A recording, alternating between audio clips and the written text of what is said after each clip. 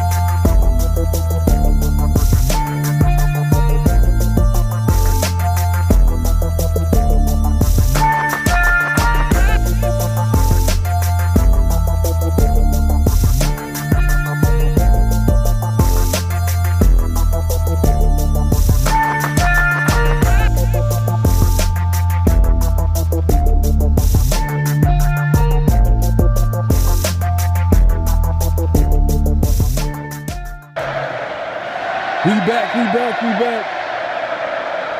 You already know what time it is. Oh, you didn't know? 50-50. Welcome to the 50-50 Show with PharoahNFL and the Severe Raider, the realest show for Raider Nation. The perpetuation of the greatness of the Raiders to take a professional football team and give it a distinct characteristic that's different from all others. Make sure to clock in, like, comment, subscribe, and hit that notification bell. You already know what time it is, man. It's the 50-50 Show, man. Hey, with PharoahNFL, you already know what it is. And obviously, the Severe Raider. Make sure to clock in. We're going live on both our channels, so make sure to clock in, like, comment, subscribe, hit that notification bell. You already know what time it is, man. Hey, we got a great show lined up today. We got a lot to talk about. Obviously, it's that time of the year. It's the off season, so there's a lot of rumors going around. It's the combine this week, so it's going to start not today, but the 27th, which is this Thursday, all the way to March 1st.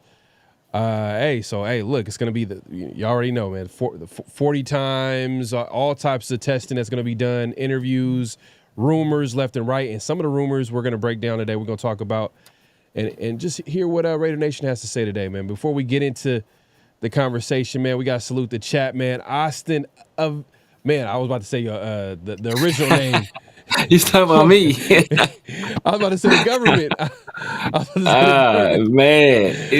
going to say the government, man. Austin the Wanderer. Yeah. Hey, you the boys are back. Steve Smith, that boy, man. Oh, that's funny, man.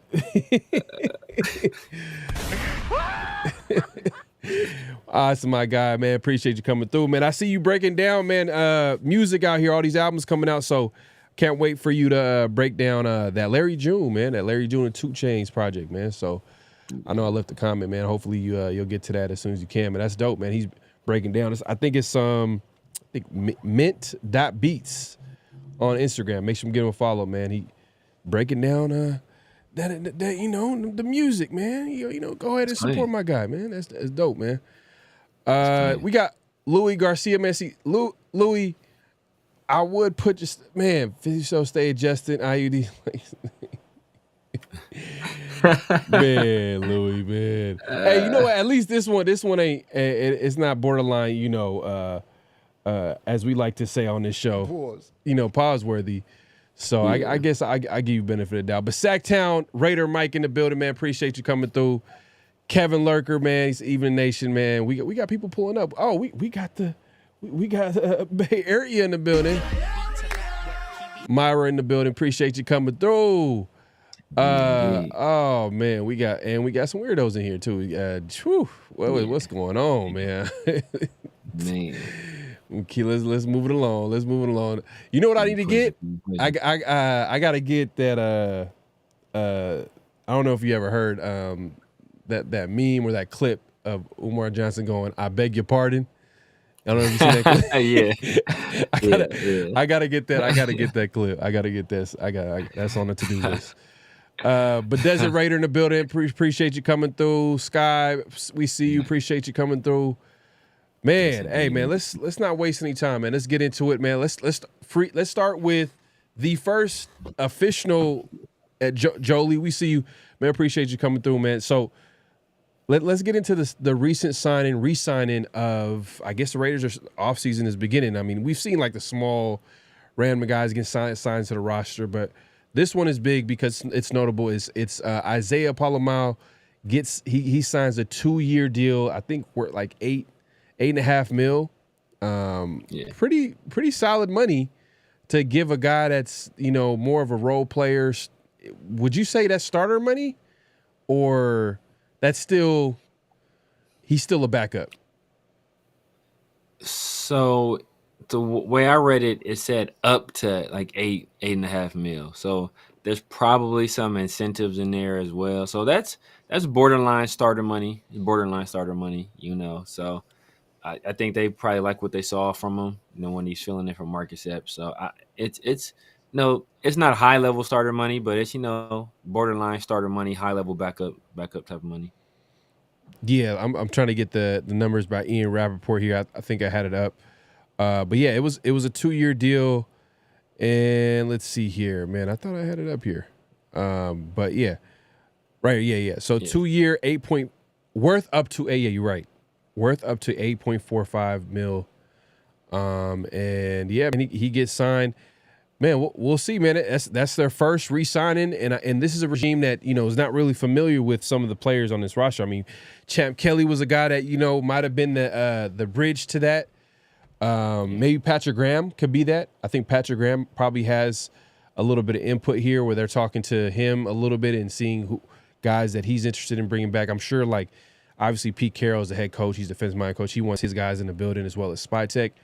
But Pola-Mao getting signed, man, it says a lot about him. And he was a restricted free agent too.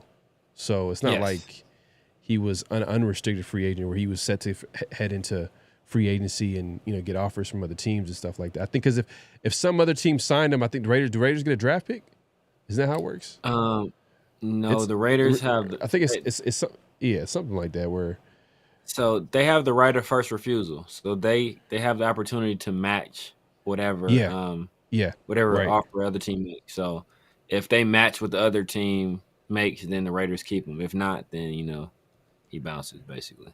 Yeah, man. So it's a big time signing, man. We hey, look, just hearing to move it along, man. I think everybody was paying attention to Spytek and Carroll today. That they're I think all the coaches and GMs were talking today ahead of like the combine. And, Spytek was talking to the media. And, obviously, when you hear these types of pressers and, interviews, they're going to say all the cliches and they're probably not going to give too much. But if you talk enough, man, they're going to say something. They're going to say something. Exactly.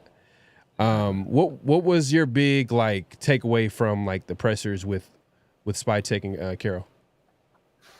We're gonna get into it in a little while. I know we got some quotes from there, but it was a big theme, a through line. I think with both of those guys, the questions they were asked a lot about, they got asked an inordinate amount of questions about Tom Brady. Like every other question was, oh, so what does Tom Brady do? Like, how do you talk to Tom about this? What does Tom Brady? Like, there's a bunch of questions about Tom Brady. You know, it was it was one moment with Pete Carroll. He got asked a question by somebody, and he was like, his reaction was like, "What?" Like it was hilarious, man. It's like, yeah, the question was funny, but but both those guys, like, that they both, you can tell that they're going to rely on their past experiences. Pete Carroll being on his time, whether it be at SC or with Seattle, and then Spytek in his time with the Eagles and with the Broncos and with of course with the Buccaneers as well. So just talking about how their past experiences have kind of help mold and shape their approach to team building. So I think it was interesting to kind of hear their thoughts and the kind of players they're looking for and how they want to approach to this offseason. Yeah, I think I was more impressed with Spytek talking to the media this time around than the first time. The first time he was nervous. He's going to say all the right things. Pete Carroll, obviously, in my opinion, it was a home run, presser to begin it. You know what I mean? With him just cracking that joke with Marshawn saying Raiders, and then cracking a joke on time on Mark Davis. But I think Spytek, he just seemed clear. He knows exactly what he wants to do and how he wants to build a team. It was interesting how they contradicted themselves when it came to Tom Brady and how much they talked to Tom Brady. I don't know what that could possibly mean, because you got Pete Carroll saying, Spytek saying, "Oh yeah, we talk to him from time to time. Occasionally we'll let him know exactly. He'll ask us what we're doing, and we'll try to give him insight on what's happening inside the building and what we're thinking about our moves." And then Pete Carroll's pretty much asked the same question. "Oh yeah, we talk to Tom Brady all the time, every day." So, I don't know, man. I don't know if Pete Carroll, he missed the memo. Hey, let's try to keep Tom Brady's involvement. He is getting old, man. He is getting old.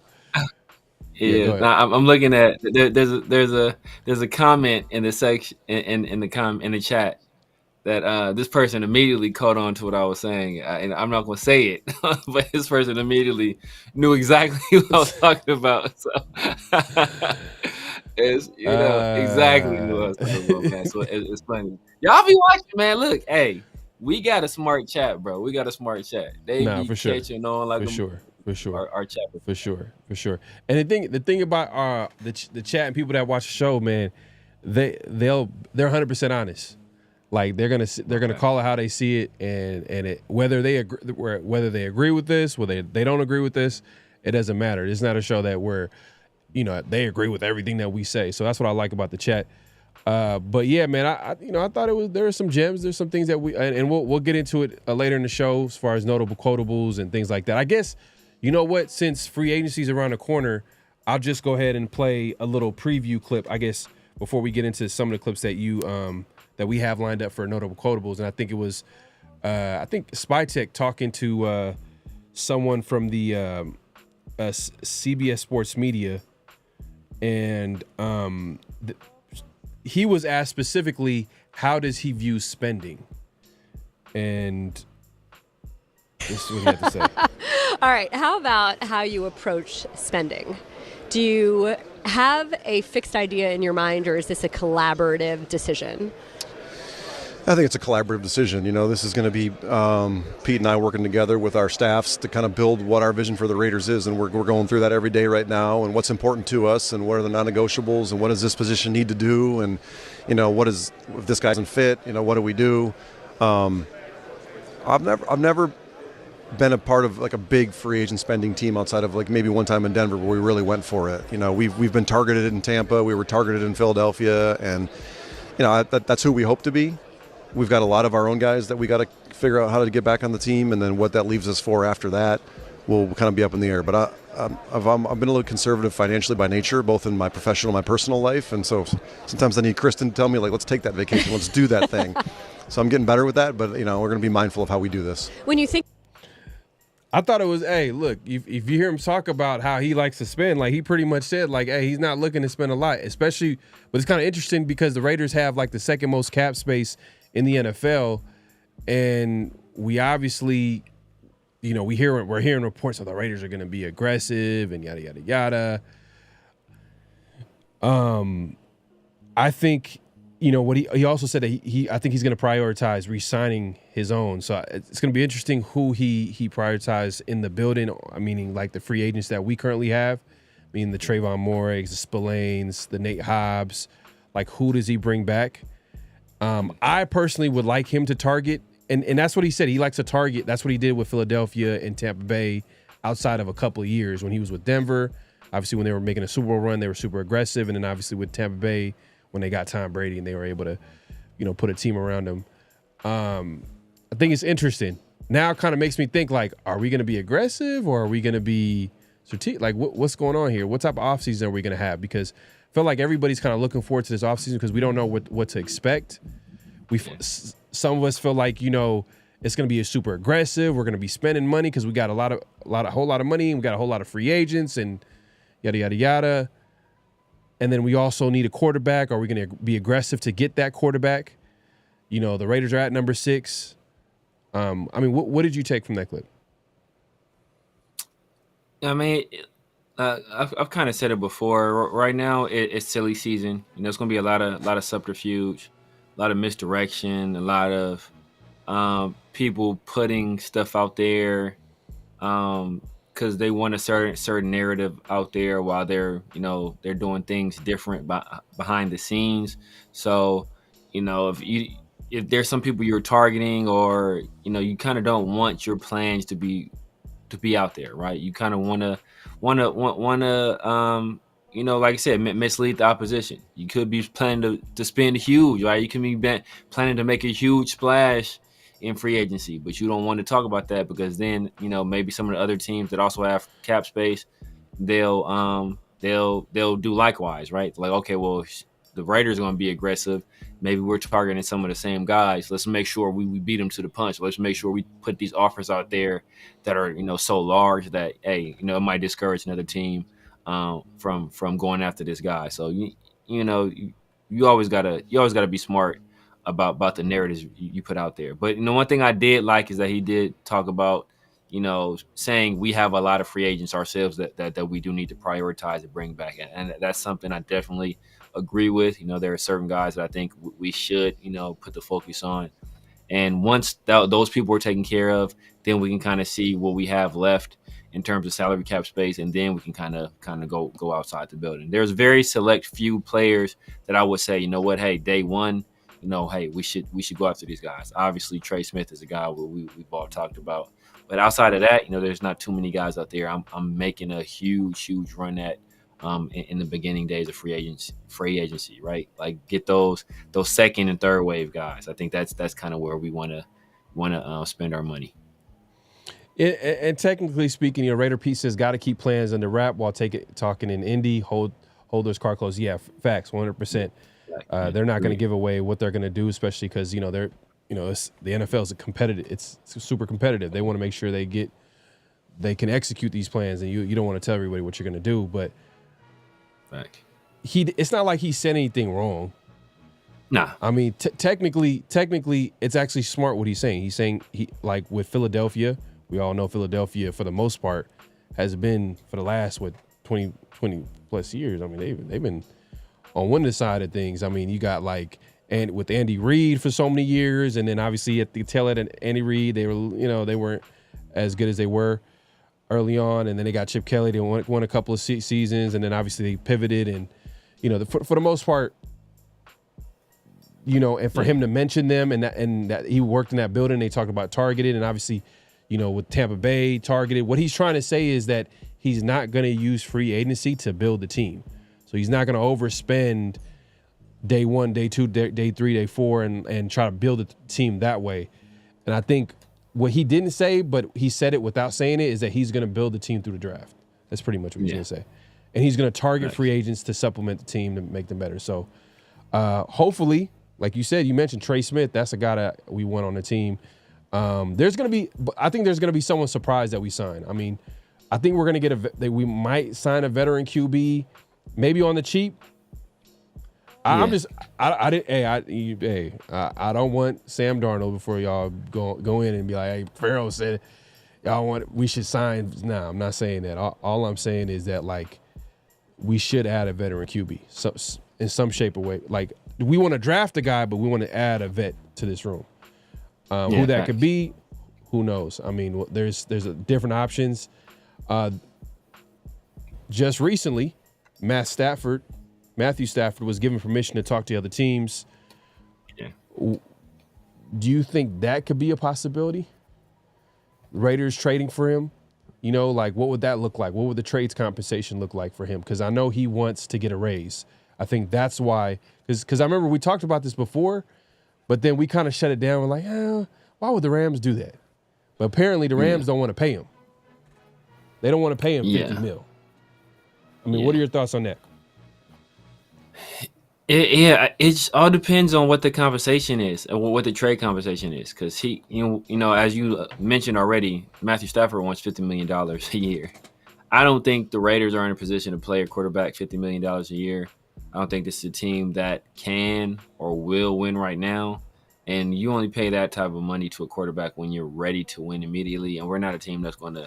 And when I say win, I don't mean like double-digit games or eke into the playoffs. I mean, like, you're looking at championship level football, and I don't think we're in that position just yet. So I'm not. I wouldn't pay a quarterback $50 million a year. But Pete Carroll keeps talking about, we're not trying to rebuild, or we don't want this to take a couple of years, or we don't want a grace period. You know, we want to win right now. He keeps repeating that. So, you know, maybe he is thinking that, you know, there's a short window. He does only have, you know, a 3-year contract with that 4th-year team option. So maybe he's kind of in a rush to do things quickly. So maybe that $50 million and whatever trade capital it would take to acquire Matthew Stafford, maybe that's something he's looking at as he's okay with spending. But that's not something I'm too keen on doing. Look, I mean, hey, he's a pretty good quarterback. I'm not gonna lie, like that. If we can get him, I wouldn't be mad. But I think that it shouldn't stop the Raiders from drafting a QB.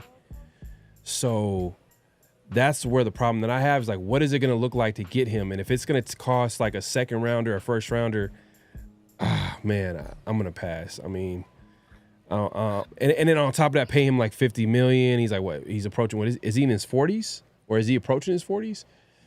Getting older. 37. 37. I mean, he's still, man, quarterback years. I mean, that's still he's still a good QB, especially with the way NFL game is pretty much, how if you're a quarterback in your 40s, it's not the end of the world. And I think Tom Brady obviously is not the standard. He's the exception to the rule. But I think he's still got some stuff left in the tank. But for me, it's the trade compensation. What is that going to look like? I just don't want it to be like anything more than. I'm not gonna lie. I don't even want to give up a 3rd-round pick. Maybe like a fourth, because there's talent to be had, especially with this draft. In those rounds, you got to pay him. You got to pay him the $50 million. And we possibly can get a quarterback at $90 million. We have $90 million in cap space, so that takes a big chunk out of that cap space right there. And then, like, but like you said, right? Like, you still want to draft a QB, but if you trade for a quarterback and then pay him $50 million, that pretty much says all other available resources have to go to supporting that quarterback and putting him in the best position possible to win. So, like, can you really, like, realistically use any draft capital on the quarterback at that point? No, not really, unless you're Atlanta, right? And you don't expect him to be back, or you're kind of getting some insurance for the future. But other than that, like, every bit of draft capital you have has to go toward improving your team and supporting the quarterback and trying to win now. So, like, it wouldn't make much sense for us to do that. So, and think about, even with Atlanta, right? They didn't trade for Kirk Cousins. Like, that was a free agent acquisition. So it was, so like, even that scenario is a little bit different. So, like I said, that's like, we have other needs on the, I mean, quarterback is a huge need, but like, we also have to fill out a roster, and I don't think I don't think Matt Stafford is the guy that's going to lead us to the promised land within the next few years. So I think the Raiders are look. I wouldn't be mad at the Raiders doing their due diligence and looking into that trade because obviously Stafford is a really good QB, and hey, look, the Raiders are trying to win. No matter they're trying to win, but they're hopefully it's a deal where it benefits them. It's a low risk, high reward type move, meaning that if let's say they end up giving Stafford a deal, and I know AJ saying trading for Stafford and paying him, I'm cool. If it's like a 2-year deal, you draft a young QB, and it's like a 4th or 5th round pick, I'd do it. Because look, Tom Brady has been quoted to say, and we all know that Tom Brady's having an influence on this franchise. Like, he's the football guy that Tom Brady, that Mark Davis is that trusts to help run the Raiders right now. Just according to the reports, we can see it happening right before our eyes. He's quoted to say that he doesn't like throwing the QB out there to the Wolves. Like, he doesn't want him to just start right away if he's not ready. So if that's the case, then you need someone to start, meaning a bridge quarterback. So if you can get Matthew Stafford to start for a couple of seasons, technically I wouldn't be mad at that. That's an expensive ass bridge. That's an expensive. But we're not talking about any like Matt Stafford. He's one of the best QBs in the NFL. Let's be honest. It's like 10 and 12 range, somewhere in there. But it's like I said, this team is not ready to compete right now. Like, Matthew Stafford struggled in Detroit. And then, he put up numbers in Detroit and they didn't win. The Lions struggled. And they didn't win. The organization struggled. Yeah, exactly. But he put up numbers. But exactly my point, right? He put up numbers in Detroit and they didn't win. And then you got to the Rams where they had a built roster, and they won a Super Bowl. But the thing is, they traded for a QB and they won a Super Bowl. So he contributed to that. But they already had a team that went to the Super Bowl 2 years prior. So they are already a winning team. They had went to the Super Bowl 2 years before that. That was missing a quarterback that could win it. They were missing an elite quarterback that can win it. But we need a lot more than those Rams teams. A lot more than those Rams teams. So we're not in that same position. We're nowhere near in that same position. And he was, how many years younger, right? 4 or 5 years younger than he is right now. Right. So it's a different scenario. So you can see yourself, hey, you know what? This can be our guy for the next 5-6 years, right? Matt Stafford at 37 years old, is he realistically your next guy for the next 5 years? I don't know about that. And do you have a team we have a team that's picking in the top 10, right? So we're not in the same position that the Rams were in, where they were, at the threshold, in the dance. They were at the Super Bowl before that, and Goff struggled. So they see, if we upgrade at this position, get a better quarterback, for this particular game, then we can win it all. But the Rams were a Tyler Boyd drop, on 3rd down away from essentially that being a wasted trade, because they would have gone back to the Super Bowl and just lost. If Tyler Boyd holds on to that pass from Joe Burrow on 3rd down, the Bengals likely march down the field and win that game. So, fortunately, if that's a big if, but it was that close for them to lose that game. So, we're nowhere near even that level. So I'm not sure if it's a smart investment for us to spend all the capital in terms of draft capital and salary cap space to pick up a quarterback, and we're not ready to compete for a championship yet. Point taken. The benefit of having a young quarterback is you have that flexibility during their rookie contract to build your team out. Right. We're not even at that level right now. Yeah. No, I get you. I get you 100%. Just throwing it out there. But and a point taken. But Raiders Baby has a good point. He says we might be able to get him at a pretty much a cheaper rate because This is true. Las Vegas, the state of Nevada doesn't have sales tax, doesn't have tax, so state taxes. So he probably would get the Raiders can probably convince him and his agent that, hey, look, if you wanted a $50 million in California, we understand, but you ain't got to get $50 million out here. You know what I mean? Yeah. What it's going to look like here is like, what, 40, 45, maybe throwing some incentives. But because it's not going to be like 45, not 40, no, 45, maybe 40. But how was like $5 million? Like, is that really, is that really making that much of a difference? You feel me? Because like how it works is that players get taxed according to the state they're playing in. So right. Half of his taxes are still going to be taxed outside of what Nevada is. So so all his home games are going to be, income tax free.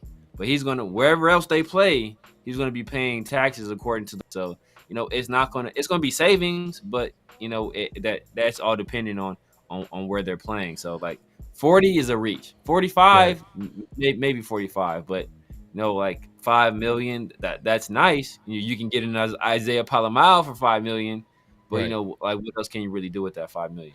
See, my issue is that like, and maybe this speaks to more your point, is the Raiders have constantly reloaded. They're constantly reloading. They're constantly reloading to see, oh, we're gonna just change a few things this offseason and then we're gonna win. But they just don't ever want to admit or at least give in to the fact that like they need to rebuild. So I understand what you're saying, but I don't think Pete Carroll was here to rebuild this team. I think Pete Carroll he wants to win. He said in his pressure, he's like, "Hey, it starts today, right now. We're gonna try to win."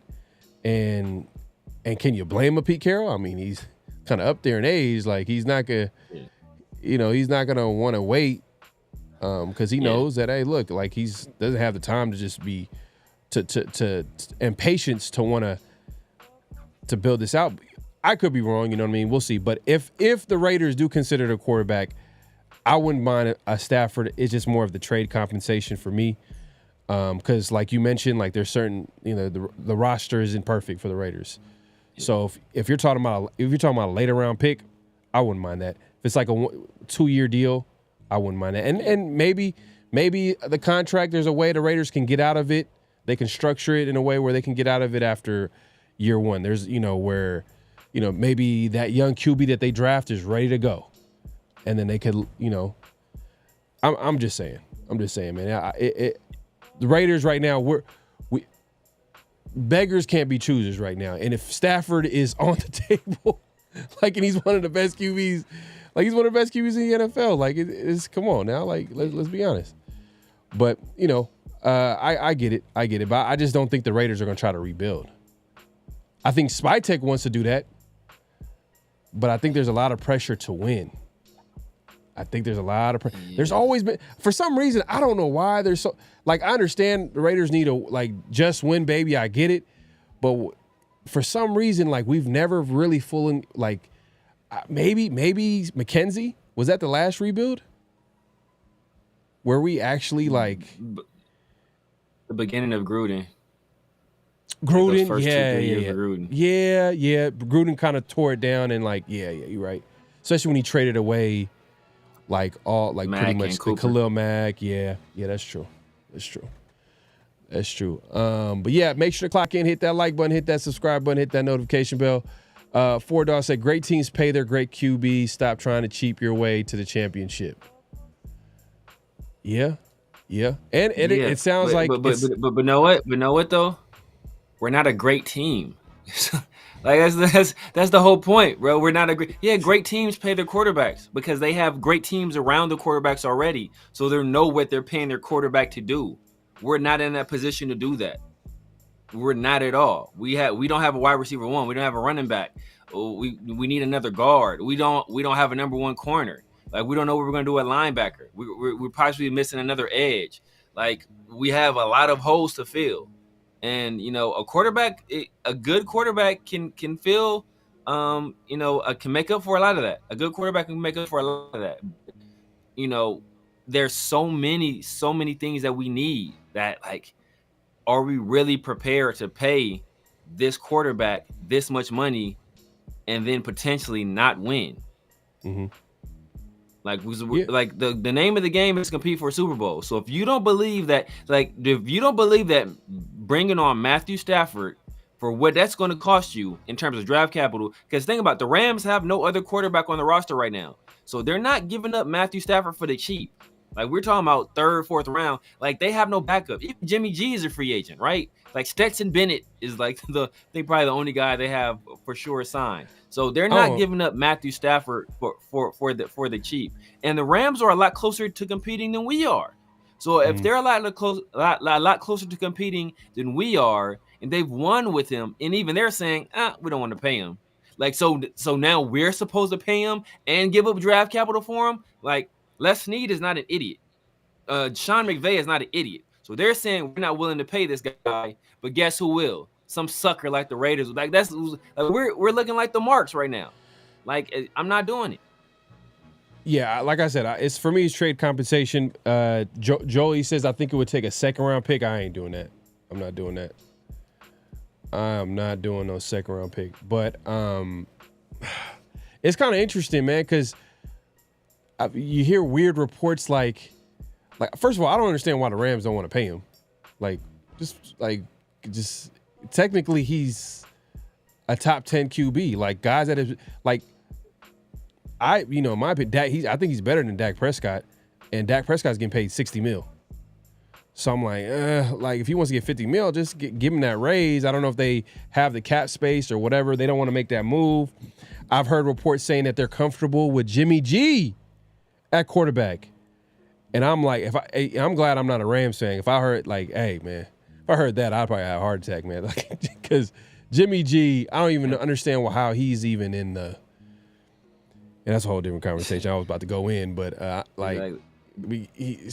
come on, man. Jimmy G has no business starting on an NFL football team. Let alone, I'll be honest with you, the way he looked with the Raiders, I don't even say even a backup. Like, it looked like he's done as a quarterback. And I understand that. That's Sean McVay though. That's Sean McVay. You know what that is? You know what that is? And I have respect for Sean McVay. Sam Darnold was done as a quarterback too, remember? And then he got with Kevin O'Connell. And guess who Sean McVay's offensive coordinator. And guess who the Rams are interested in? Sam Darnold? Yep. There's I seen something. They're probably thinking like, look, we can get rid of Matt Stafford, get Sam Darnold for cheaper, like 30, 35, 40, and he's younger. He's like, yo, what is he, like 20, 28, something like that? I think Sam Darnold is 28, 27, 28. Yeah. And so like, bro, we can add another decade and younger, and he's operated in a system that's very similar to our system because Kevin O'Connell was my offensive coordinator. Right. He's probably thinking like, bro, like, yeah. But then he's gonna be paying him $40 million instead of the $50 but million. you get more time. You get more, you just like more. You get it's a lot more of a runway with that younger guy, and then you add an element of mobility that like Darnold ain't the super most athletic guy, but he's a little more athletic than Stafford is. You get that youth too. It's it's like I said, the Rams have proven to be. Like, nobody thought they were going to be a winning team this year. Yeah. Right. And Sean McVay and those guys, they did it this year with a very young defense, and while missing Puka Nacua for a while, missing Cooper Kupp for a while, Kyron Williams are hurt so they've shown that they can be resourceful as a team. So if they're saying this guy that won us the Super Bowl, we're not willing to pay him, and we're willing to let him go out and be the trade partner for us. Like that lets you know a lot right there. Callie George says $50 million is too much for a team that has so many questions at the online plus draft capital. Nah, fam, I'd rather divvy up capital for the number one pick.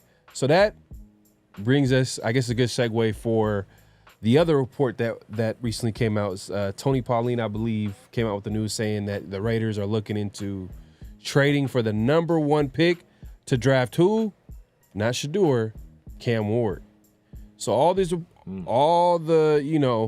it could be, it's smoke season at the end of the day. A lot of smoke. This is where you're going to hear all types of crazy stuff, but we're here to talk about it. If the Raiders do trade up the number 1 pick to draft Cam Ward, what does that look like? I know you said before that you don't want to trade up for a QB. I think we did, around the Shield last week. Every Fridays, make sure to check that out. We did our first mock. We did the first 6 picks.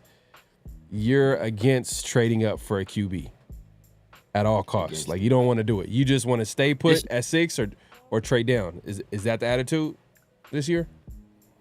Yeah. I'm staying put at 6 or I'm trading back. For sure.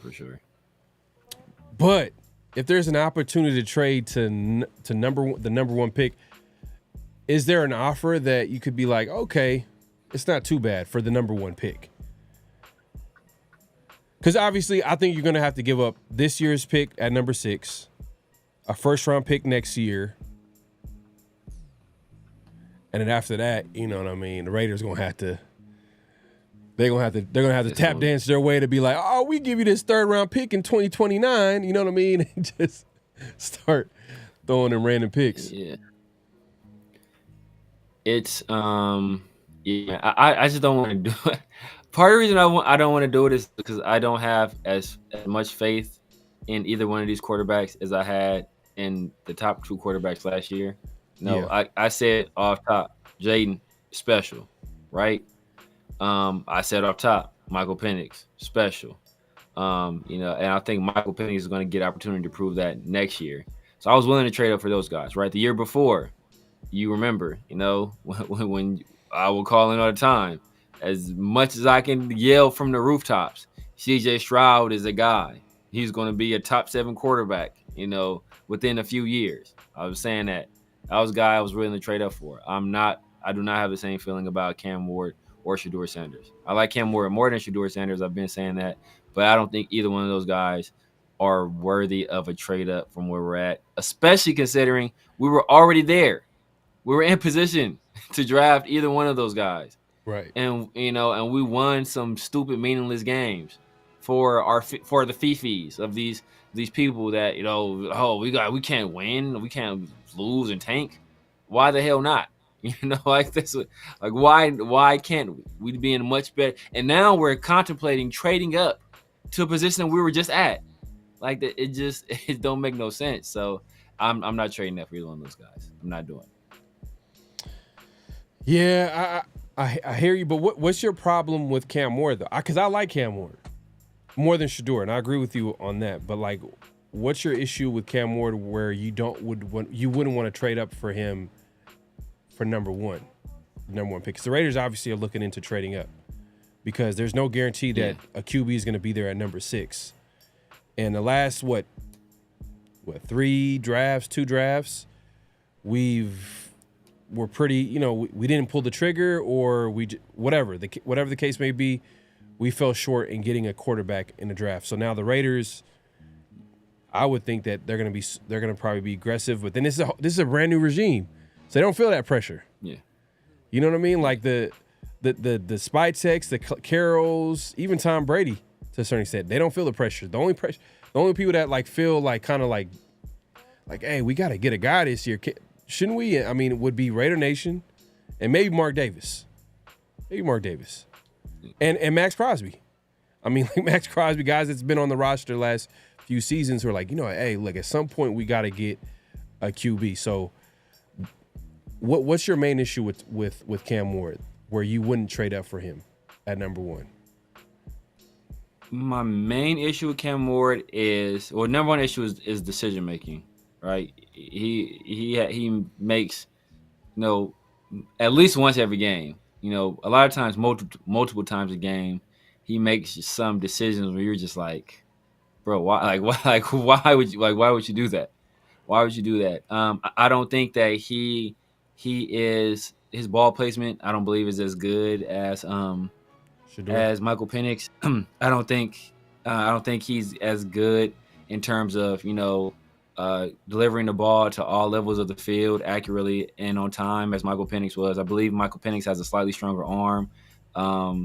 I believe also Michael Penix just in terms of controlling the offense, being the guy that orchestrates everything. I believe Michael Penix did that at a higher level, and I think that Michael Penix, I think Cam Ward is a good leader. I think Michael Penix is a special kind of leader. And when you hear guys like Rome Odunze, couldn't say enough about the kind of leader he was. All of his teammates, that's what you hear. This dude is a special leader. Even going back to his days at Indiana, right? He took a note, Indiana, anybody that watches football, and especially if you watch Big Ten football, Indiana is basically a doormat. And he took that team, and he had that team not only very competitive, but it wasn't like a Curtis Work competitive where when they played big teams, they lost. Michael Penix went into Michigan and beat the dog crap out of Michigan, right? He's you beat Notre Dame. He beat big brand teams. He wasn't just beating up on the lower levels of football there. So he actually had them ranked pretty highly until he was hurt. So he went there and did that, right? And then he went to a Washington team rather, right? That was below 500. And then within 2 years of him being there, they're playing in the national championship game, right? So you see the effect that he has on the program. He did it twice. And while Cam Ward, I think he had success in Miami, he didn't have the same, he didn't take that team and get them into the college football playoff. That's what Michael Penix did. He took a team and took them to the college football playoff, won games, especially against Texas, that some people didn't think they would win. Beat Bo Nix multiple times. Beat Caleb. I think he beat Caleb multiple times as well. So that's the kind of thing I saw from Michael Penix. I haven't seen that same kind of stuff from Cam Ward. And Michael Penix obviously went number 8 to the Falcons, and yes. Cam Ward is projected to go number 1. Yeah, we don't know. It's you got to throw it up there because right now some people have him going number 1, some people have going number 3, 4. You know what I mean? That's where they have him going. I don't think there's been anybody mocking Cam Ward dropping all the way down to 6. We've seen Shador being available at 6 and dropping, but MEZ says you're not getting Stafford fourth round pick. What fantasy? Hey, I'm just throwing it out there, man. Hey, look, man, I'm living my fantasy, man. It's pretty good, man. It's pretty good. Hey, look, in my fantasy, the Raiders always win. That's fantasy that I live in, but that's pretty much what I'm saying is I don't want to give a premium draft pick for Stafford. And if that's the case to get him, then I'm passing. That's what it is. That's pretty much what I'm trying to say. Raiders Pete says, I'd rather trade for Mighty Mouse, Kyle Murray, add Metcalf than draft the best defensive players in the draft. I don't know. It's late. Murray he's getting paid too. I've seen the Metcalf rumors too. You know what I mean? Is he a free agency? Is he a free agent or is he's on the I think people have kind of thrown him in the trade block for some reason. Trade block. I think, yeah. Obviously, Pete, there's that Pete Carroll connection. So, but yeah, man, it's smoke season. So a lot of people are going to be connecting a lot of dots. And, obviously Pete Carroll being a coach for the Seattle for so long, they're going to be trying to, even Geno Smith. I mean, even though John Snyder came out today in the combine presser saying that they're going to prioritize, signing Geno Smith, obviously he might be, you never know. He might try to finesse his way out of there and try to get to Vegas. And I know there's a special connection with him and Carroll, especially because that was the coach that really kind of gave him an opportunity, gave him a lot of confidence in becoming, to turning his career around. I mean, I'm not going to lie. Geno Smith, we're all looking at Geno Smith like, oh, he's done. You know what I mean? But that tells you it really matters where you play at. The situation, the system, all that matters, man. It's football is not a one-man team. You got to have pieces. You got to have the infrastructure. And he went from the Jets, where quarterbacks go to die, to going to the Seattle Seahawks. Obviously, be a winning franchise, winning team, and he was able to turn around his career. So, Hopefully that's the Raiders, man. But look, man, make sure to clock in, hit that like button, hit that subscribe button, hit that notification, man. We appreciate everybody coming through. Let's move it along, man. We got it's that special time, man. It's that special. Before we even get into that, did y'all hear, man? Hey, the Raiders are coming back to Napa. It's not official, but there are reports. There are people saying that there are reports. I think Pete Carroll kind of made an unofficial announcement and said that the Raiders are going back to Napa for training camp. I think the last year it was down in Southern California, so now they're going to Northern California and Napa for training camp. But I think, it's going to be the same type of situation that it was in Southern California. Because, the way it works, I think it's like a radius. I think the 49ers, that's 49ers territory now. And, I think it's going to be a tape type situation where, it's not really going to be open to fans unless like you might be a season ticket holder or whatever the case may be. But if it is open to fans, that's going to be dope, man. I'm going to for sure try to stop by. But yeah, man, the Raiders are going to be hopefully back in Napa this year. That's going to be big. And yeah, man. But let's move it along, man. It's that time, man. It's flag on the play. Offense. He was giving them the business. Hey, man. This week we had a few that we want to talk about. I think this one probably takes the cake as far as like news. What happened over the weekend, man? Steve Smith. Exactly. Steve Smith is in the news all over social media, going viral for all the wrong reasons, man. So supposedly he's like in this love triangle, I don't know, whatever you want to call it. Like basically he was caught, with another man's wife, and it's not even that. It's not even just that. It's the fact that the husband of the wife that cheated is out with he's looking for blood. He's out here. I don't know if he's doing anything now, but over the weekend he was going crazy over social media, releasing text messages, showing pictures of Steve Smith that are now memes, and then also hacking his wife's Facebook and just saying all types of crazy stuff. And then there was a video, which we're not going to play because, it's crazy. It's crazy. Y'all just going to have to look it up. But there's a video out there where he called Steve Smith, and then Steve Smith just says, "I'm sorry. Sorry. And then it was just silent after that. And he was just going in.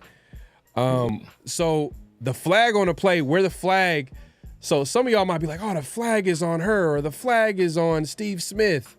I think it's on everybody. The flag is on everybody. Yeah. The wife, obviously, for cheating.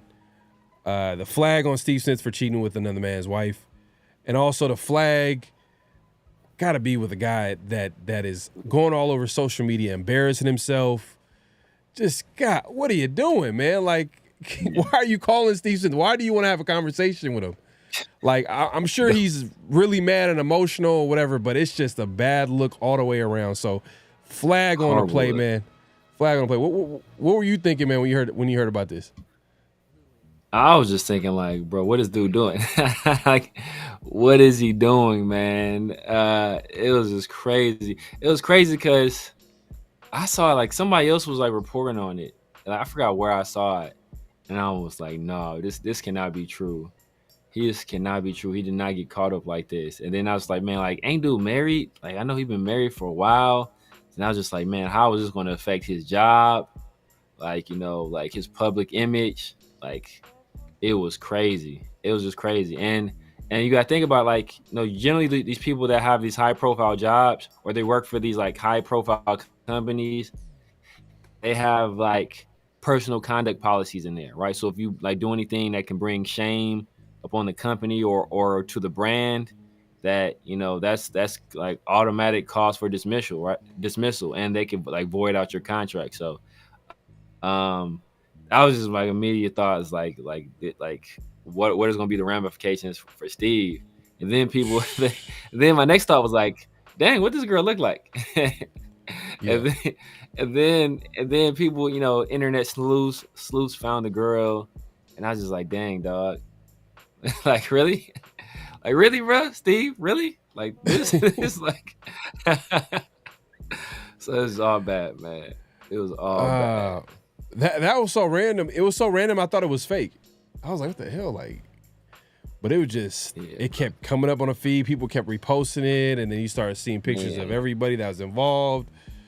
It's crazy. I think you said something was backstage where it was like a picture release without Steve Smith in the picture with him, like it was a family picture, and he was in the picture. I think it was one of his. His son put out a picture like that. Those text messages were wild, bro. Those text messages were. Yeah, man. Those text messages were wild. It was crazy. Yeah, no, it's wild, man. But flag on a play, like I said, everybody involved, man. Yeah, Steve Smith, man. That's an ugly situation, and yeah, bro. This is just taking some heat off old boy. We was clowning. I can't think of his name for Colorado. We was clowning on him for being a simp. Travis Hunter. Yes, yeah, just taking some heat off. Travis, like, woo. Yeah, but are they on? I think he's off social media though. I don't think he's on social media. Trav, is he? I think he took his. I think he deactivated or something like that. So I think just to.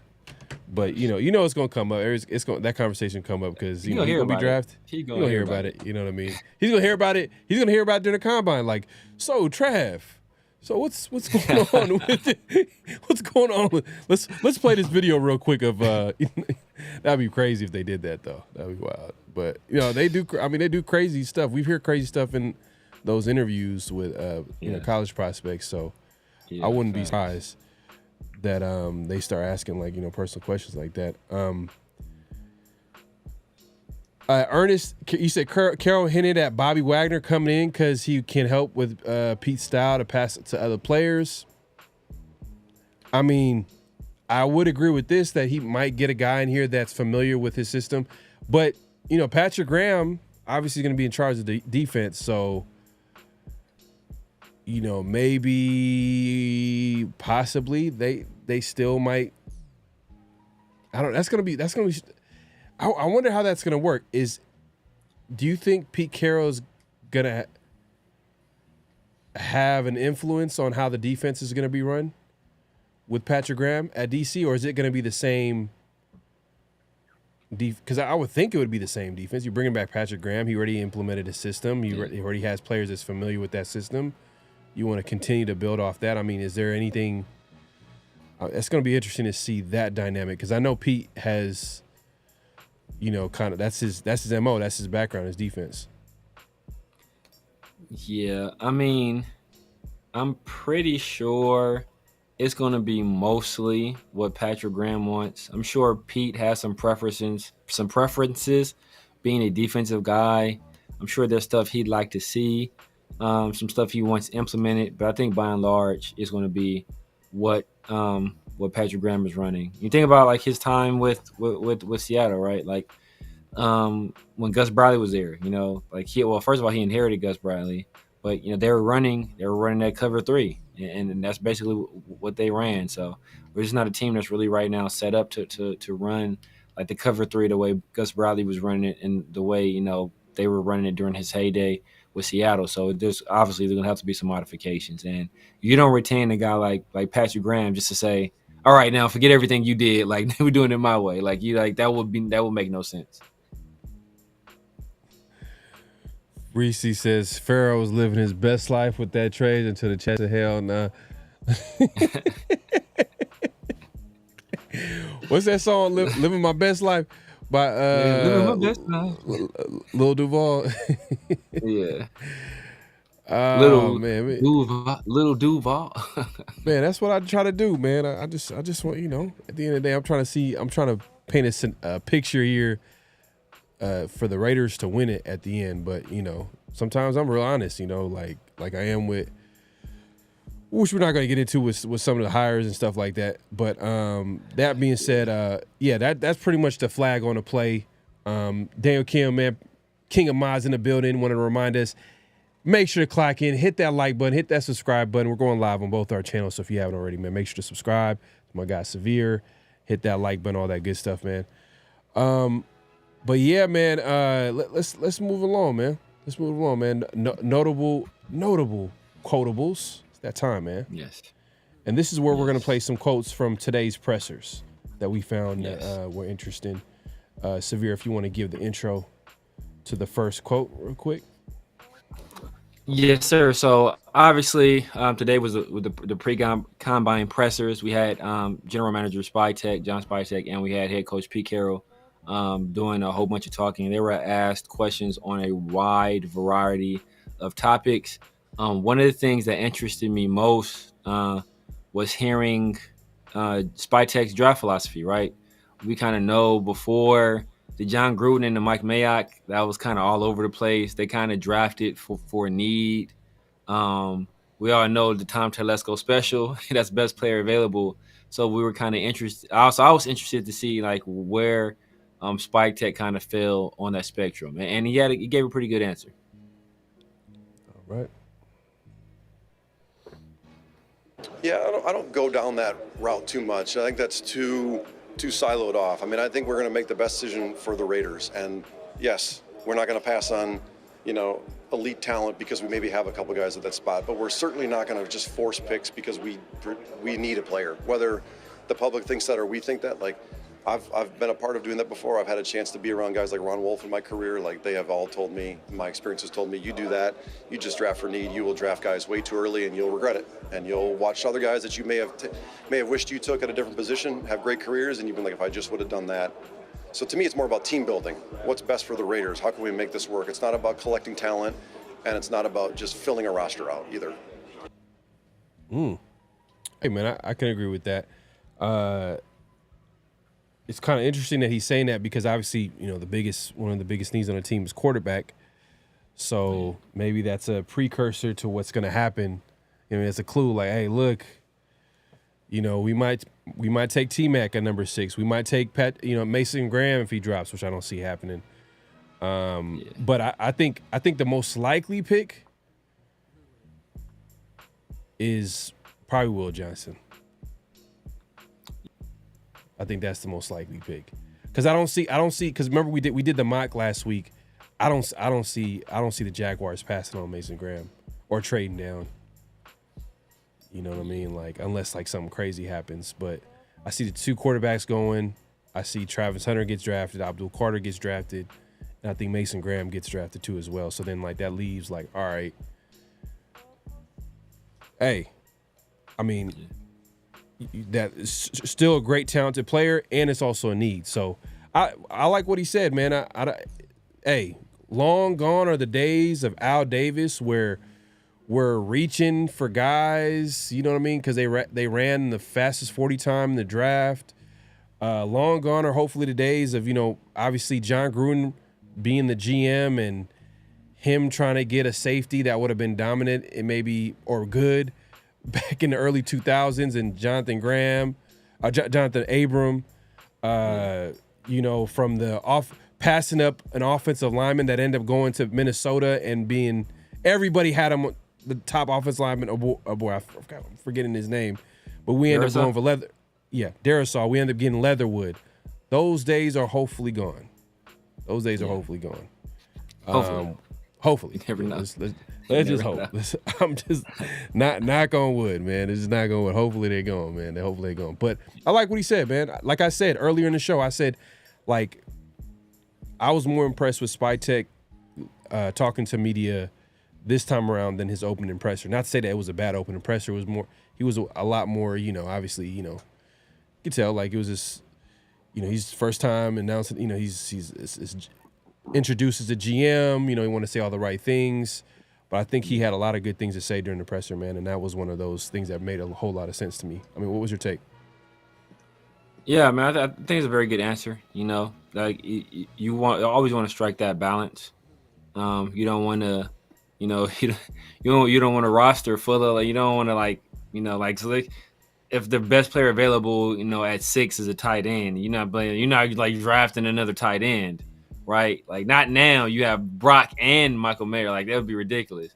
So you kind of have to strike that balance between drafting for need and drafting best player available. So I think he kind of articulated that answer very well. It was very digestible. People can understand it. I think it makes sense. I think it's a good philosophy to have. You don't want to pass on generational talent, but you also don't want to be in a situation where you're reaching for players just because you have a need at that position. It's a balancing act, and if you can strike that balance correctly, I think you put your team in a position to draft extremely well. Perfect example is the Eagles, right? They had drafted Jordan Davis, and the very next year they come back and they draft Jalen Carter. Like, did they necessarily have to draft another defensive tackle? Not really, but when you have that kind of talent available at that position, even if you drafted a guy early or the draft before, you don't pass on him. We kind of did that with Brock Bowers, right? We had drafted Michael Mayer. He was one of the top tight ends in his class, but Brock Bowers fell to us. That was the type of talent that Tom Telesco felt was too good to pass up, and he ended up taking him, and it worked out for us. So, but like I said, that it's a very fine line, and I think you have to strike that balance just right. If not, then you can put yourself in some bad situations. Also, what I like. See, the thing is too. All right, going back to Telesco, right? When he first got hired, obviously he was with the Chargers for a long time. Meaning that you had a large sample size to see what he did with the Chargers. And over that time, there were certain successes in the early rounds, but he didn't have a lot of success in the later rounds. And hearing a guy like Spytek talk to the media, I don't know if it wasn't in his presser, it might have been one of the interviews he had at the Combine, but he talked about the teams that, that were good and that were built on certain players. They were in the second round, third round, fourth round, fifth round, the later round picks. So to hear him say hey, look, we're going to get a talented guy in the early rounds. And then also acknowledge hey, we're going to have to build the depth of this team. And he talks about the team that won the Super Bowl with Tampa Bay and the picks that came out and the picks that turned out well for that team weren't necessarily in the early rounds. It was also in the later rounds too as well. So maybe with Spytek, we're getting the best of both worlds. We're getting a guy that, hey, look, he can get a guy in the early rounds and identify the talent and pull the trigger, but also be able to build the depth of the roster in the later rounds, man. Hey, man. Hey, look. That's what you want, man. That's what you want, man. Harry Roseman right now is the gold standard. That's the gold standard. Definitely. That guy, bro, he it's the right combination of aggressiveness and just identifying talent, getting the guys that. I hope, because earlier in the show we played that clip of Spytek saying that, hey, sometimes I don't like to really spend big in my personal life, and even on my, kind of worried and professionally, I'm hopefully that doesn't mean that he's conservative. Hopefully that doesn't mean that he's conservative. But that's what I'm hoping. That's what I'm hoping. That is the hope, but like you said, the answer didn't necessarily. I know, man. I'm just I just hope that it just he's not related to Tom Telesco in any way. In that he's not going to be afraid to pull the trigger. Because I know a lot of people are like, what are you talking about? Tom Telesco got us, Gronk and JPJ and yada, yada, yada. But he wasn't here long enough so you could see that he's not the aggressive type of GM. Think about it. He went into the season with AOC and Minshew at quarterback. He went into the season. He was okay with that. Just tell you everything you need to know, man. Hopefully that's not the case with Spytek, but just man. That's a whole different conversation. But let's move along to the next notable, quotable. Want to give the intro to that? Yes, sir. So this one is from Spytek as well. This one, what was that one? Give me 1 second. This one, he was about giving a player more time. Oh yeah. So he was asked the question about they were talking about quarterbacks, but they were kind of asking when do you know, or when, how do you know if you should give a player more time or not? And, I think they were talking strictly about quarterbacks. I think they were kind of asking maybe about some quarterbacks on our roster, but his answer could give us some clues or some hints about what we may do in free agency as well. Well, we kind of go back to, like, I've been part of a couple of these. We kind of go back to our evaluation coming out and what we believe the player to be and the person to be. And then you kind of try to envision, like, does it work in our system? Will this play? Is it a good fit for the team that we're at? So the Raiders now. And you got to kind of trust your gut, just because the guy didn't work somewhere with a different organization for whatever that is, good or bad. I think there's always an opportunity that if it's set up the right way at the place that you're at, then, and you believe in it, that guy will feel that. Because a lot of times they haven't maybe been upset the right way. They don't feel like they've been believed in. And if you kind of breathe that life back into them, I think they've got a chance. And, I'm grateful for a couple of them that have come along the way and helped me win a lot of games. Well, Kyle Trask to the Raiders? Is it official? But hey, look, Carroll has a history of doing that, low key.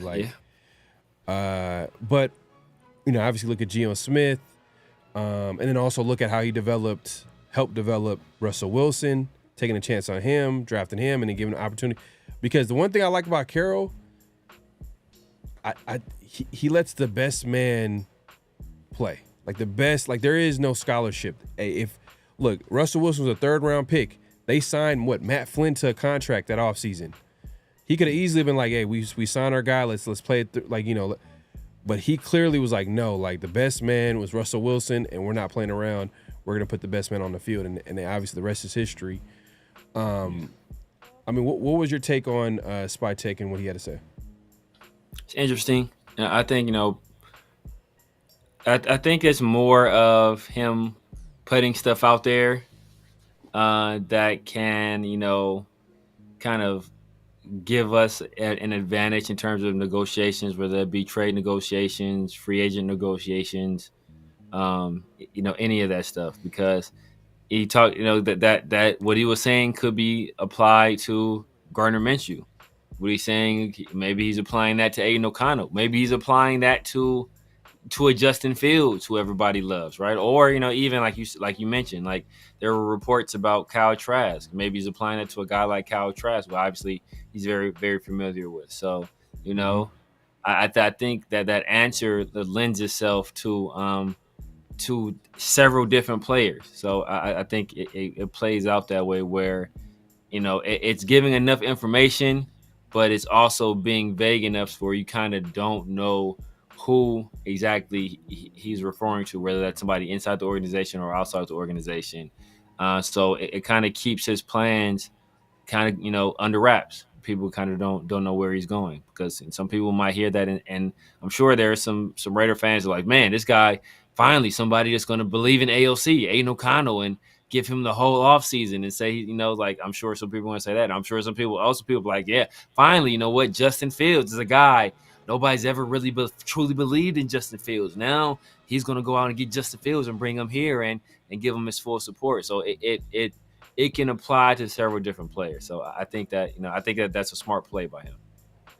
Chill Ray says, why don't want a Minshew? Like, y'all. Okay, y'all don't want a Minshew AOC situation again, but y'all don't want to trade for. Trade for Stafford, pay Darnold, or trade up, secure Cam Moore, Sanders. Me personally, look, I already outlined what it would take to trade for Stafford for me. It's just the trade compensation. Severe he's not in at all. You know what I mean? He's not in on trade Stafford at all because of the contract and obviously just contract and anything that comes with it. I'm against paying Darnold. I know Severe, you're against paying Darnold. Trading up, I would trade up in the right situation, right? Hey, if we can get to number 1 pick and it all would take next year's first and a 3rd rounder or whatever the case, I know that's probably not realistic, obviously, because but number 6, the number 6 pick going from number 1 is not going to be same from number 9 to number 1, which is the last time we seen a team trade up was Carolina going from number 1 to where the Bears were picking at to draft Bryce Young. Yeah. And they had to they pretty much gave up the farm. You know what I mean? Obviously trading DJ Moore, pretty much their whole draft the next couple years. So I wouldn't want that type of trade. If that's what it's going to take to trade up to number 1, then obviously I don't think the Raiders are in a situation where they could give up that many picks. But if let's say we get to number 3 or 4, and for whatever, let's say Shador goes to the Giants at number 3 and Cam Ward is there at number 4 and the Patriots are picking, I'm not gonna lie, I'm looking to trade up, and I think it's doable, where you could it's not gonna be crazy because it's 6 from number 4. It's I think the team that's trading down could be like, you know what, we still can get our guy and we still can get like some later round picks. We don't have to give up a first round pick. We don't have to give up a second round pick. I think maybe third rounder. I think The Athletic actually, they did a mock. They did it. They traded up to 4 to draft Shador though. To draft Shador, which I'm not mad at. At the end of the day, if that's their quarterback and that's who they feel like they can be behind and believe in, it's a perfect scheme fit. That I agree. There's no team that has targeted a quarterback that waits around. They're gonna go and get their guy. It would make sense. The Raiders are at number 6 and the guy is still at number 4, and the Patriots are willing to trade down. I would do it. But yeah, I mean, Severe doesn't feel the same way. I think go ahead, Severe. Speak your piece. Yeah, so first of all, like he says that like that's like those are the only quarterbacks in existence. Like if we don't trade up for Cam or Shador, or if we don't like sign Darnold or trade for Stafford, like there's no other quarterbacks in the NFL or no other quarterbacks in the draft, no other free agents at all that we can like. That's not the case at all, right? There are plenty of other guys that are available. And is there somebody out there that's going to be immediately as good as Matt Stafford is? No, likely not. Are there some guys that you can pick up later in this draft that could potentially be better than Cam and Shador? Yeah, there's some guys that are in the draft that are. There are some people that there's some sentiments around the league that Shador isn't a first round pick. There are some sentiments in the league that if you put Cam Ward in the past draft, he'd be the 4th or the 5th quarterback ranked in that draft, right? So. Are there some guys that could potentially surpass those guys in this draft? Yeah. And guess what? Those guys will be available after 6. So you don't have to trade up and give up anything to acquire those guys. So I think to kind of pigeonhole yourself and say if you don't make any of these moves, then you're guaranteed to bring back Gardner Minshew and Aiden O'Connell. I just think that's disingenuous. Also, just in terms of like trading up, like I said, like if it's to move from 6 to 4, all we give up is a 3rd, I wouldn't like it. I can understand it. Like I wouldn't hate it. I wouldn't be like, oh my God, the Raiders are idiots. It's not something I would want us to do, especially in a draft that like I don't feel as good about these quarterbacks as I have about the quarterbacks in the previous drafts. And this is also an extremely deep draft, both in terms of running back and defensive linemen. So giving up a 3rd round pick, that's like giving up a 2nd round pick in some other draft classes, especially when we have a need, on defensive line and we have a need at running back. So like that 3rd round pick is much more valuable than it would be in previous drafts. Even though we have that extra one, I still wouldn't like it, but I can understand us making that move. Yeah, I mean, look, like I did think it was interesting that that Spytek was like out there saying that he's not going to force the pick. He's going to, he's not going to, just because there's a position of need, we're not going to reach and overdraft a guy. But he did name drop Will Howard a few times. That could be nothing. But he was impressed with what Chip Kelly did and the work that he did with Will Howard, and then that could be a guy. But like, I read that differently. Not at number 6. Not at number 6. Oh yeah, no. Oh hell no. Not number 6. Hell. What I'm saying is that like maybe he's setting it up by saying like, hey, we're gonna take a Will Johnson, or we're gonna take a Mason Graham, or we're gonna take a T-Mac early, and then later on we're gonna draft whoever the best QB they feel like they can develop at that time. Yeah. But I don't know, man. I don't if it's gonna be interesting because free agency is what's really gonna set up the draft. That's when we're really gonna find out. Like, but that's what I said last year. Because I'm like, oh, there's no way that we sign Minshew and don't draft the QB. But they signed Minshew and they didn't draft the QB. So I don't know. It can go a lot of different ways. But what were you gonna say? How you read it? Now I was just gonna say that how I read it was that like I don't think Pete Carroll was rocking with Will Howard. It seems like he was saying like, man, did you see what he did with Will Howard? Like he did that with Will Howard at quarterback. Like imagine what he could do with a like. That's how I kind of took it. Like he did it like in a kind of nice way. But he was like, man, so what he did? Like he did that with Will Howard. Did you see Will Howard? So it's like one of those situations where it's like, you know, like Will Howard is straight. You know, he's hot dog water, and he won a national championship with his guys. So imagine if he can do it with somebody good.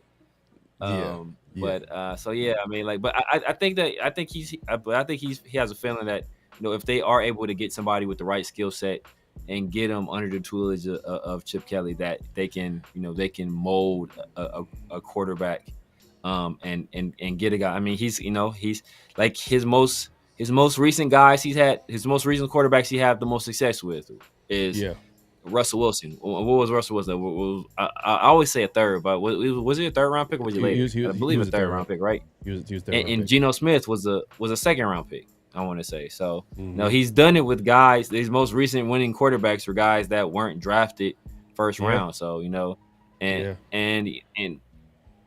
look at Spytek. You know, he's the guys he's won with was Tom Brady, who was a guy they picked up free agency.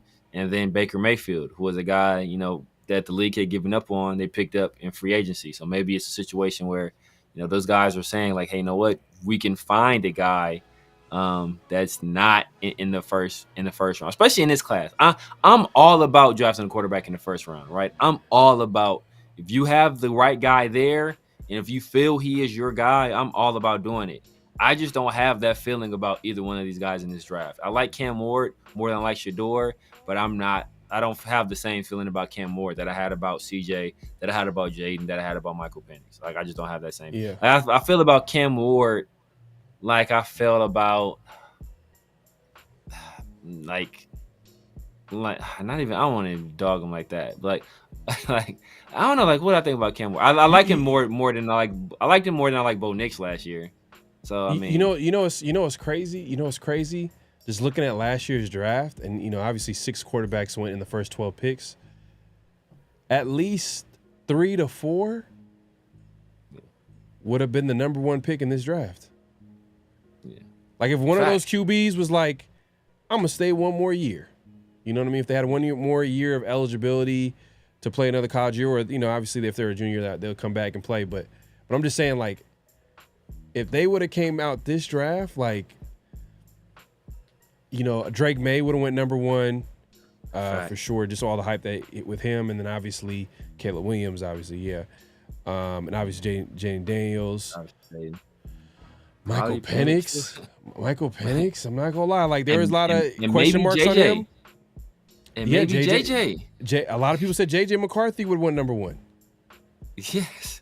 Like, I mean, meaning that, like, because there was talk that, like, J.J. McCarthy might be up, you know, might be on the trade block because, you know, but then the way Darnold kind of finished the season, it kind of messed up, like, that whole, like, no, there's no way they're going to trade J.J. McCarthy, the guy that they drafted, and Darnold really is not in their future plans.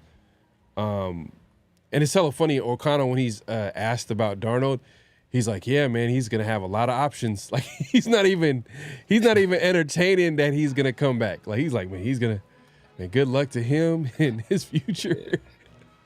Like he's not even entertaining that Darnold's gonna come back to the Vikings. You know, it is what it is. But that's crazy, man. Like 4 to 5 quarterbacks last year that went the first 4 or 5. If one of them comes out this year, they would be the number 1 pick. Yes. that it's crazy to think about, man. But at the end of the day, man, make sure to clock in, hit that like button, hit that subscribe button, hit that notification bell.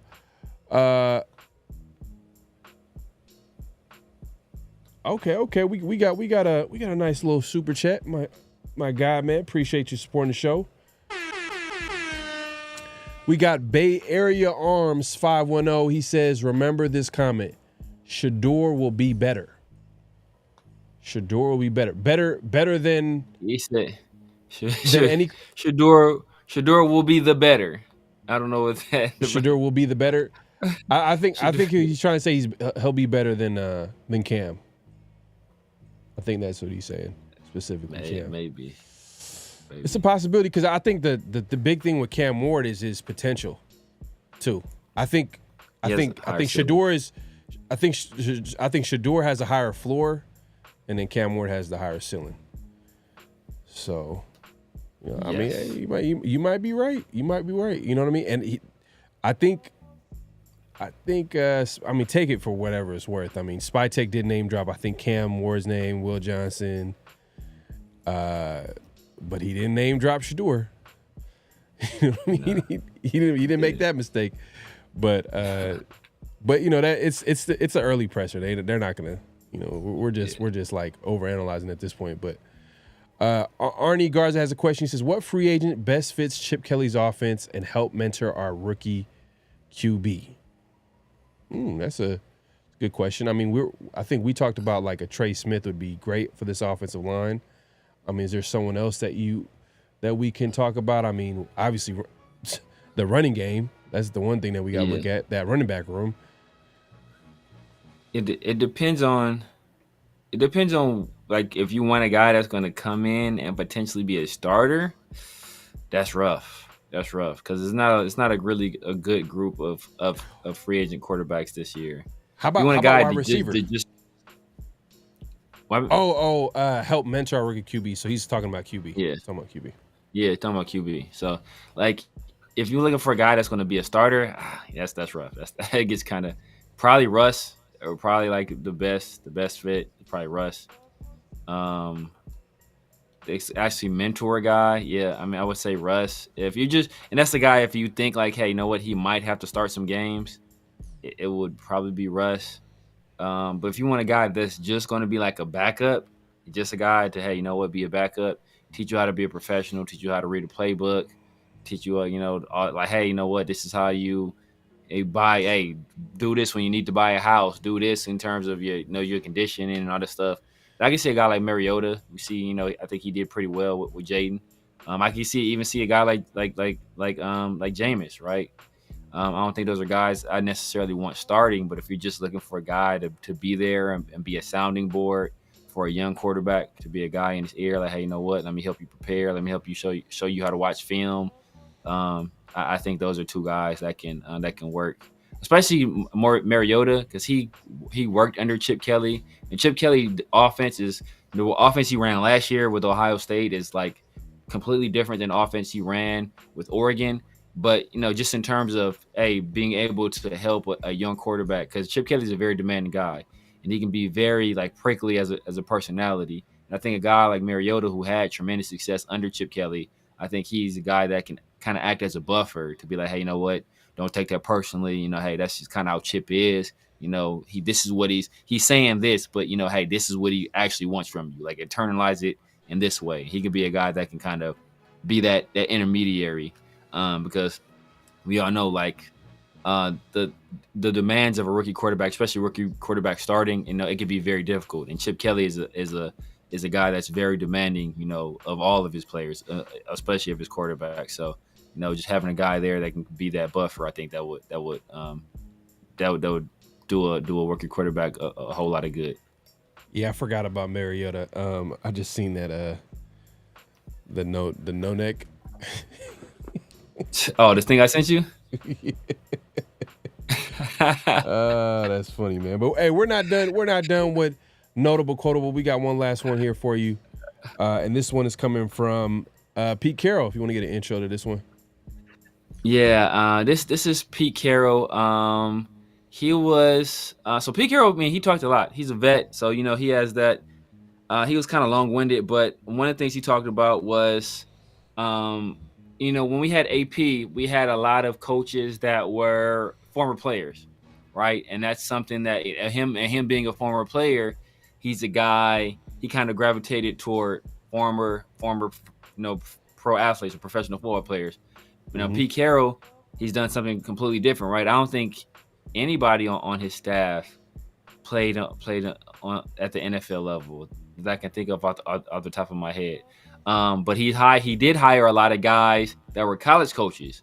And Pete Carroll, even though he was a professional coach before he went to SC, he became a big name as a college coach. So he's kind of gravitating toward that. So he talked about kind of the benefits of hiring these college coaches, especially in terms of the draft. Guys coming out of college football. Oh man, my bad. Whole different. Man, I was dying when I seen that picture. I was like, "Oh, what the hell is this?" What the hell?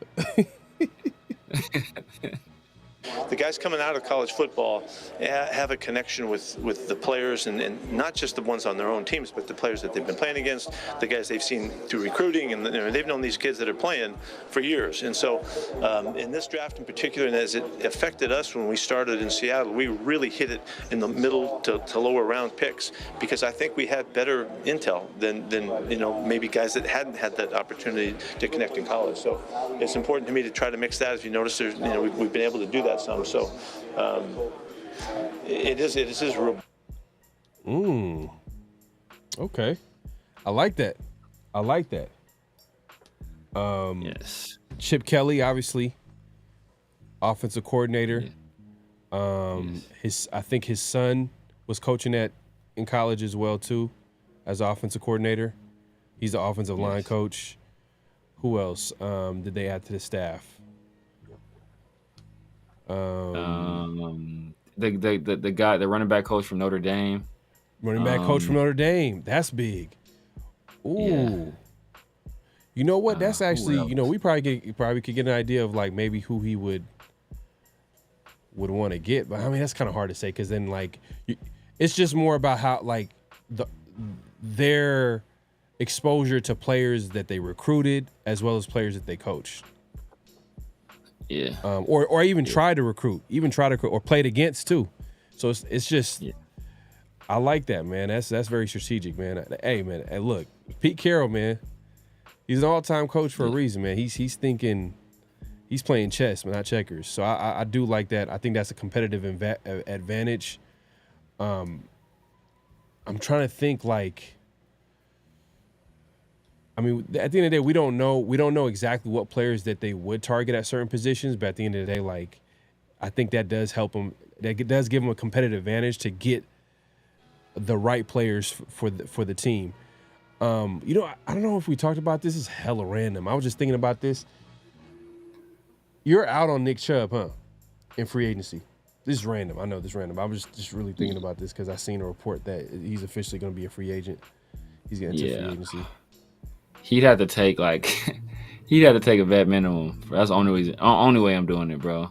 The only way I'm doing it is if you taking the vet minimum. Cause I'm not sure if. Yeah, no, vet minimum for sure. I agree. Yeah. Maybe it's an incentive, just to get him to sign. Cause the only way you feel what I'm saying? Like the only way you could get the only way you're gonna pay him the incentive if he hits it. And if he hits it, that means it's a good thing. Like it's a benefit to the team and him. So I wouldn't be mad at that. But going back to the quote. Nick Chubb is made of paper mache, man. So it's like I know, man. I know. And when he came back from injury, he didn't look the same, bro. He looked bad, bro. And he's had a lot of miles on those legs, and he's been a lot of injuries. So it's like it'd have to be like heavily incentivized. Like that's the only way I'm doing it. Like a minimum, heavily incentivized. Like, and it had to be like a clause where, bro, if you miss X amount of games, like it had to be something crazy, bro. That's the only way I'm doing it. It's just that I want him.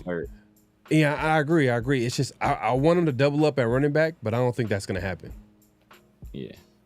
I don't think there's a guarantee that's going to happen. I want them to do that, but the likelihood of that happening is like, I know, man. It'd be they could literally get their thunder and lightning in this draft. Oh yeah, for sure. Whoever they target, whoever they want to get, you know what I mean. I know a lot of people are big. They like Scatterbo. They like the Hampton early on. I mean, I know you're big off the running back out of Ohio State. Henderson. Henderson. Yeah. Man, Hampton, Henderson. Hey, shout out to ECG, man. He put me on to the running back from Tennessee. Dylan Sampson. Yeah, I like Dylan Sampson. He's young too. He's only like 20 years old. He's super young. So there's like, man, but it'll be a perfect draft to double up at that position just because there's so many. Yeah, there's so many talented players, man. At that position. The running back from Syracuse. I forget whose name I can't think of right now. He's cold. Taj Brooks is cold. The dude from UCF, cold. Damian Martinez from Miami, cold. It's hella backs in his class, bro. It's a bunch of backs in his class. That's why I'm not keen on trading up this, especially like it's a weak quarterback class and it's deep everywhere else. So you're gonna trade up in a weak quarterback class and miss out on all this value in the back half of the draft. Like I'm not doing that, bro. I'm not for a weak quarterback class. If this was Jaden, oh, bro, no problem, bro. What you want? You name the price, and I'll match that thing. But not for these guys. Man, shout out to my guy D Menace in the building. One of our mods, man, supporting the show, man. Appreciate the super chat. My guy, man, he just simply wanted just to say, man, Raiders. Man, appreciate you coming through, holding down the chat, modding the chat, man. Appreciate you, my guy, man. Hey, look, man, if you haven't already, make sure to clock in, hit that like button, hit that subscribe button, hit that notification bell.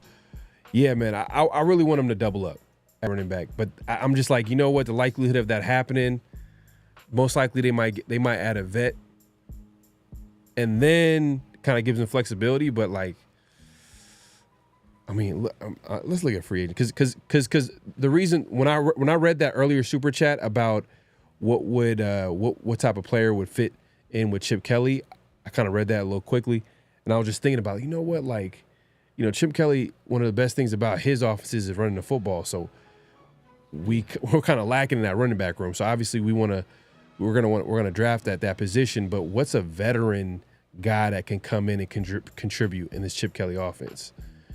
Let me go pull up. Let me see if I can pull up a free agency list right here. Boom, boom, boom, boom. Real quick. I think The Athletic released like a. Let's see. Boom, boom, boom. All right. Yep. Here we go. See if I can share this. I can see this here. So T. Higgins is ranked at number 1. So officially he has been given that franchise tag, even though reports are saying that like most likely they're going to give him that tag. I think they have until early March, which is March is coming up. Early March 1st is pretty much this weekend. So I'm trying to. There is a deadline to tag the players. And it's right. It's like right before free agency. Let me see if y'all can see this. Hold up. Can y'all see this? All right. So you see T. Higgins, Trey Smith. This is courtesy of The Athletic. Chris Godwin. Damn, they have him number 5. He's coming off an injury. Ugh. Yeah. That's tough. Let me see.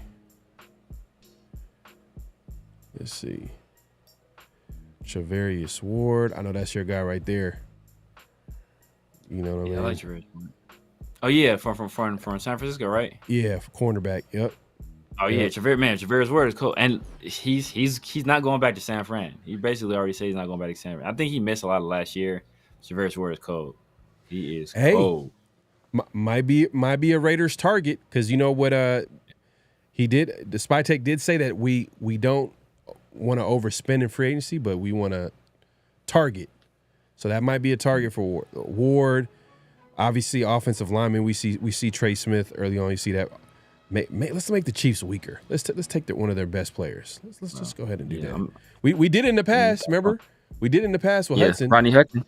Rodney Hudson. That was a great signing. That's probably one of the best free agent signings Raiders ever had. Is getting Rodney Hudson. And then we did it again. Well, we did it again, not necessarily with the Chiefs, but we did it with Kelechi. Threw a bag at Kelechi too. Yep. Yep. So Ward would be a nice sign. How do you feel about Khalil Mack, man? Coming back to the Raiders. How do you feel about that? You know, it'd be a great story. It'd be a feel-good story, but he's not a guy that I'm like, what is Khalil? Like 30, 35, 36 years old. It's past his prime. Past his prime, but kind of banged up. He's still, he still can every now and then, you know what? I think he's the kind of guy where if he's on a winning team, I think he'll be much more motivated. But like if we're playing losing football, like what is Khalil Mack really playing for at that point? Like pride, like it's right. Not. I don't think he's gonna be that productive of a player. So we got Dre Greenlaw. Let's see. I'm trying like running back. Ooh, running back. This is a tough. Ooh, I like this safety for 49ers, but he's hurt. I think he's hurt all the time too. Yeah, he's hurt. Damn, I like Avonga, man. He's 25 too. Yeah, damn, he's young. Yeah, because he started balling like his second or third year in the league. He started balling. Ooh, he's nice. Damn. And we did sign Pola-Mao. I mean, it's not like a break. Yeah. Damn. Yeah, this would have been nice though. Carlton Davis. Kuntz signed number 23. Look, damn, ain't no running backs that they're ranking high. Aaron Jones is the first one. Aaron, you see Aaron Jones? Yeah, he's down. Oh yeah, Aaron Jones. Ooh, Aaron Jones. How old is Aaron Jones? He got to be in his 30s. I think he's 29. He's 30. He's 30? 30. Yeah, he's 30. Okay. Yeah. I wouldn't mind Aaron Jones, but he's also kind of injury prone. I mean, last year I don't think he was hurt like that. I think he stayed healthy last year. He stayed healthy last year. He was hurt with the Packers when he played with them. Yeah, he bought out last year though. Yeah, he's nice. He's nice in the pass game and the run game, man. Like he's nice. Yeah. All the running backs that are free agents, they're either older or injury prone. You look at Aaron Jones, J.K. Dobbins, Nick Chubb. Who else? Aaron Jones, J.K. Dobbins, Nick Chubb. Who else is out there? That's a big one.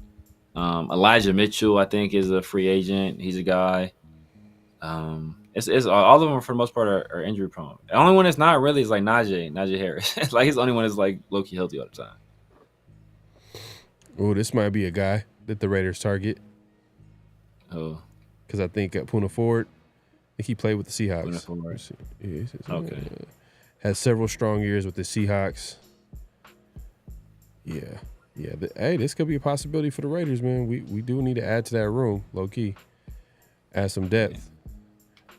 Damn, ain't no running backs. Oh, J.K. Dobbins. J.K. Dobbins. That's another guy kind of injury prone though. We all know. He is kind of injury prone too. Like really bad, but then I ain't gonna lie. Like last year though, he had a comeback year. Yeah. He was hurt last year too. He got hurt too, right? Exactly. Man. He got a comeback year till he got hurt. That's the story of J.K. Dobbins' life. Damn. Even at Ohio, I think even Ohio State. I want to say he went to Ohio State. He was even hurt at Ohio State. Whew, damn, we have to draft running backs. Like we have to. Yeah. Like Najee Harris, you taking a flyer on him?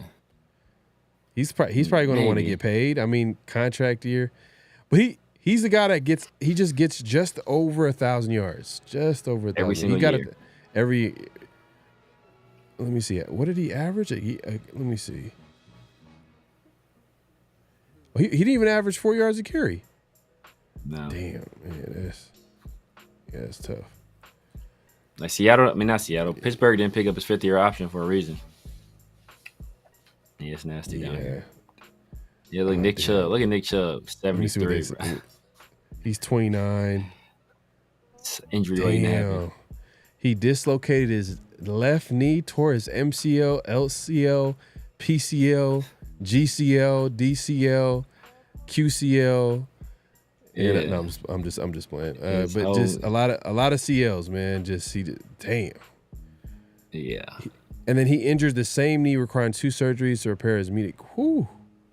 Damn, he's done. Yeah. Is he done? He's over. Lucky a wrap, bro. Damn. It's lucky a wrap. Bro, he was nice too. Like when he was healthy. I remember that game against the Raiders. Like he was dusting them. Yeah. In Oakland, I remember that he was just. Was that a game that we won or we lost? Did we win that game? We won. I think we won. I think that was in 2018. That was his rookie year. I think that was his rookie year. 2018. John Gruden was the coach. I think the Raiders might have won. Is that the low scoring game? Is that the game when it's like hella windy? No. It was in Oakland. Damn, was it? Hold up. I'm trying to think. I think it was 2018. Y'all make me. I might look that up. Damn, no running backs. Rico Dowdle. Yeah, past Rico Dowdle, but he's a guy. I'll take a flyer on Rico Dowdle as a cheap guy. I like Rico Dowdle. He played pretty well for the Cowboys last year. Okay. Oh, he ran for 1,000 yards. Oh shit. Yeah, he played solid for the Cowboys last year. Ooh, okay. Diamond in the rough. So you're not a big believer in oh boy, damn, he got hurt during the season for the Raiders. Sincere McCormick.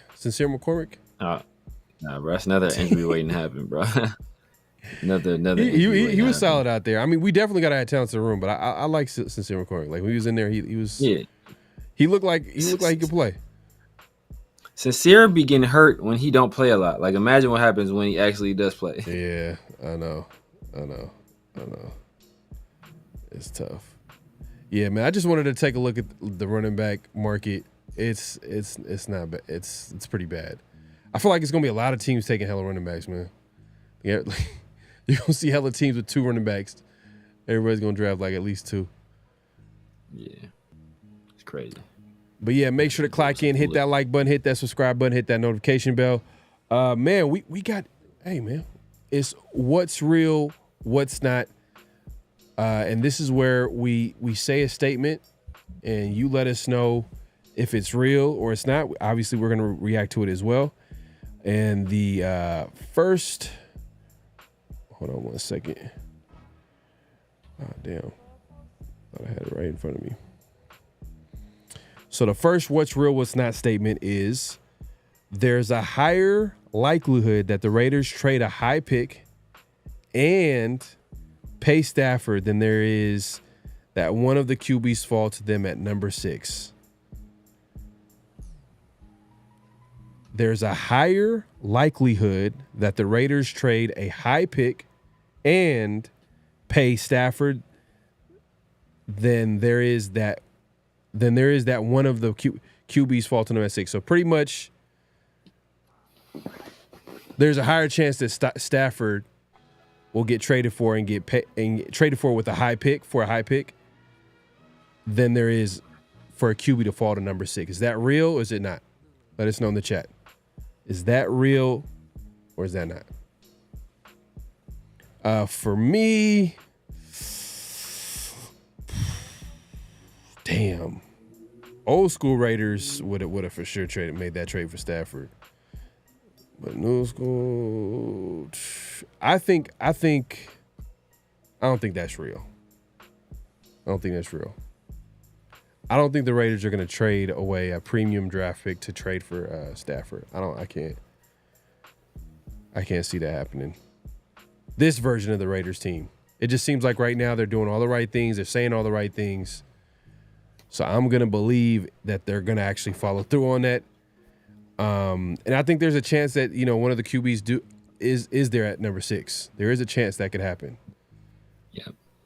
There's a possibility. It's early in the draft. It's early in the offseason, so we'll see how it shakes out. especially because we just keep hearing from the media like the league is not really high on the draft when it comes to the QBs.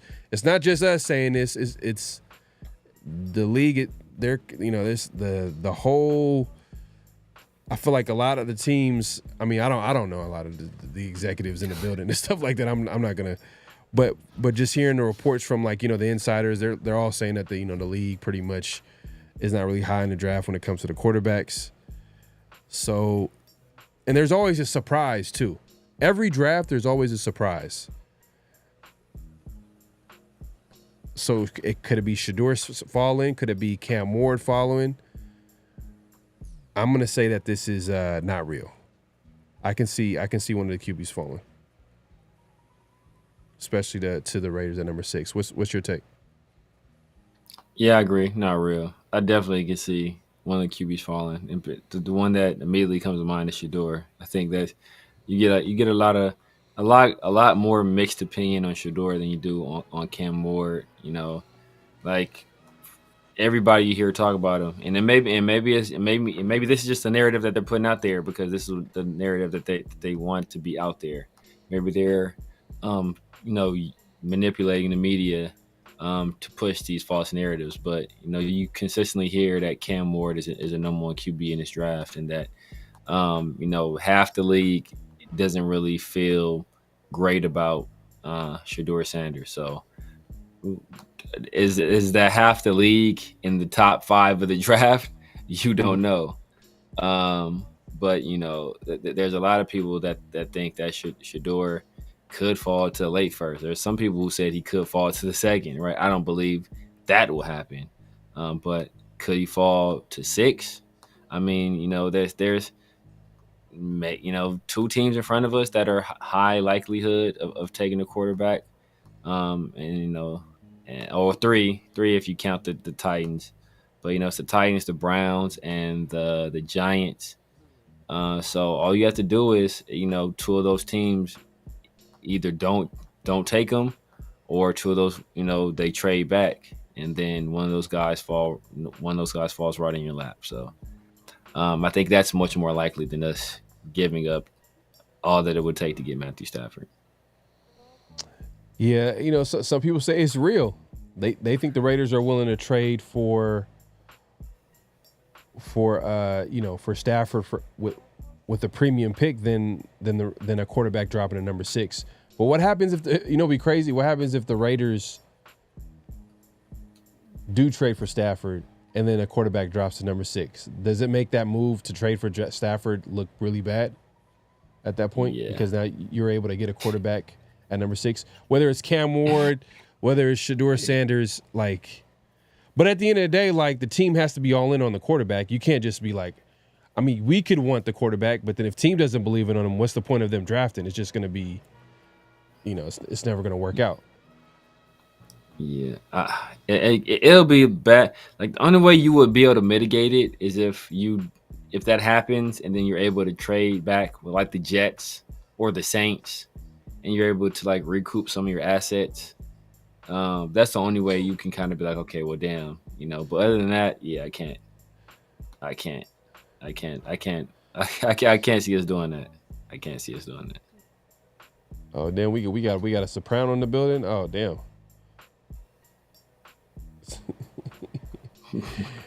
Lapita says Severe called it though. AOC is garbage. Hey, don't get Severe started, man. Don't get Severe started. He's gonna go in. Every quarterback we have in our roster is garbage. So, it's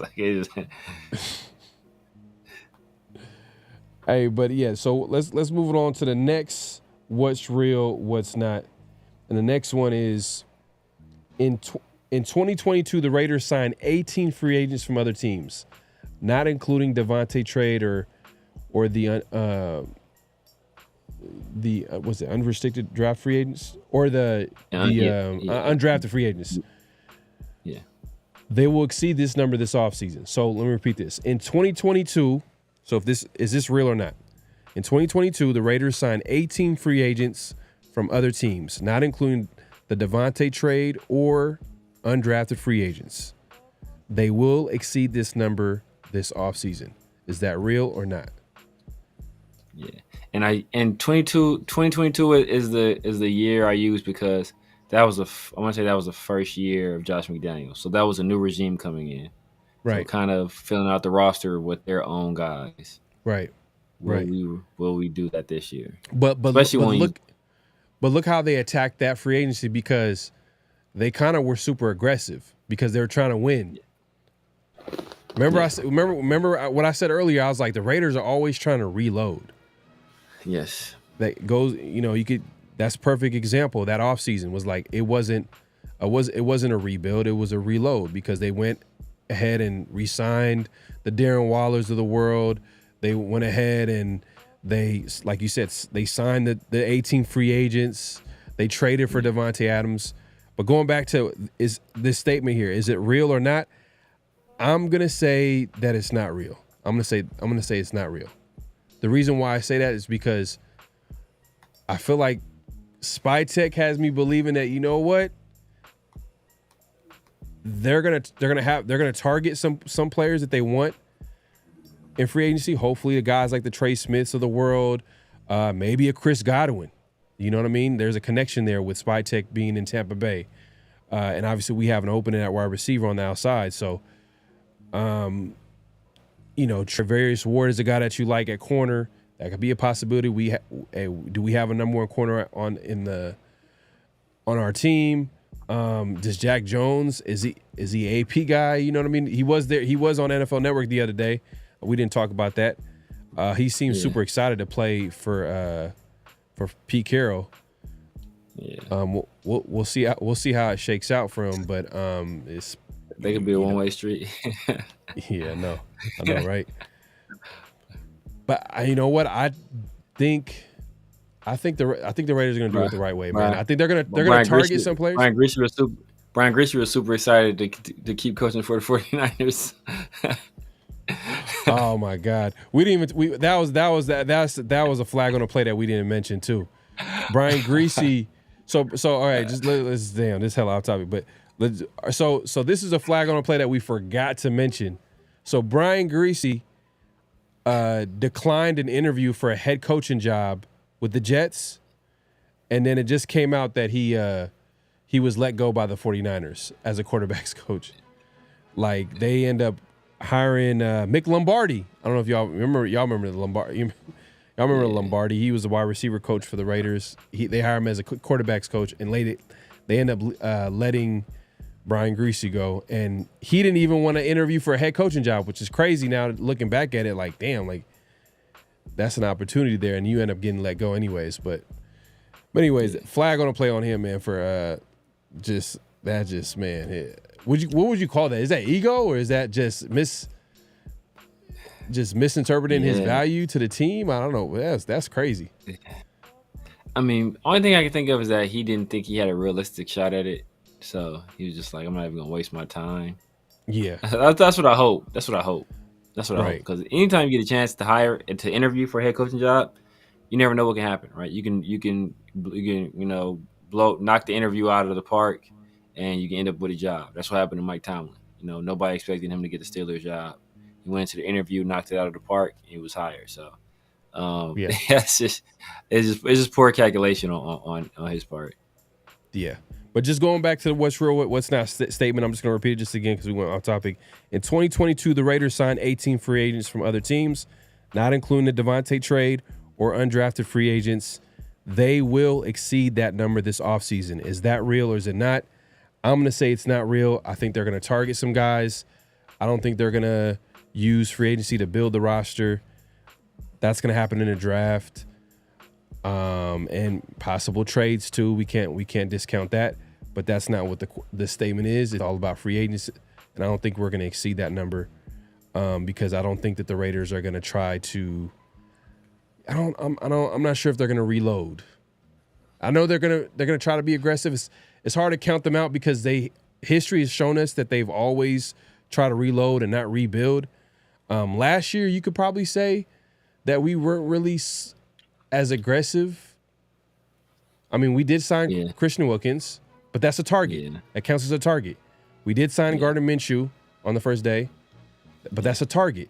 But after that, it kind of got quiet, and I think that's how, Spytek is going to approach it. He's going to target a couple of players. He feels like, we don't have this guy. This is a guy that can upgrade the roster.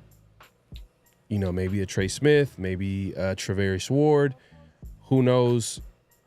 Fill in the blank, add the player's name, and then they might get that guy. And I don't think it's going to be super aggressive. But look, they got over $100 million if you include Minshew's contract, because there are reports that everybody's expecting him to get cut. So they have a whole lot of money to play with. But I think a lot of that's going to go to re-signing their own free agents. Yes, I think yes and no. So I'm going to say not real, just to put that out there. I'm saying not real. I'm going to say not real just because it'll be tough to exceed it. But we did 18 that year, and I think 2023 it was like 16 or 17. So it was like close. And I don't think we had nearly the same amount of free agents as a whole as this team does, right? So even in the second year of remaking the team in his image, Ziegler and Josh McDaniels, they did 18 the first year and then came back and did 17. So, I think Pete Carroll and Spytek coming in with their own plans, their own ideas, not necessarily being wedded to any of these players. I think he has a chance to be a much higher number than what happened under Telesco. Will it exceed 18?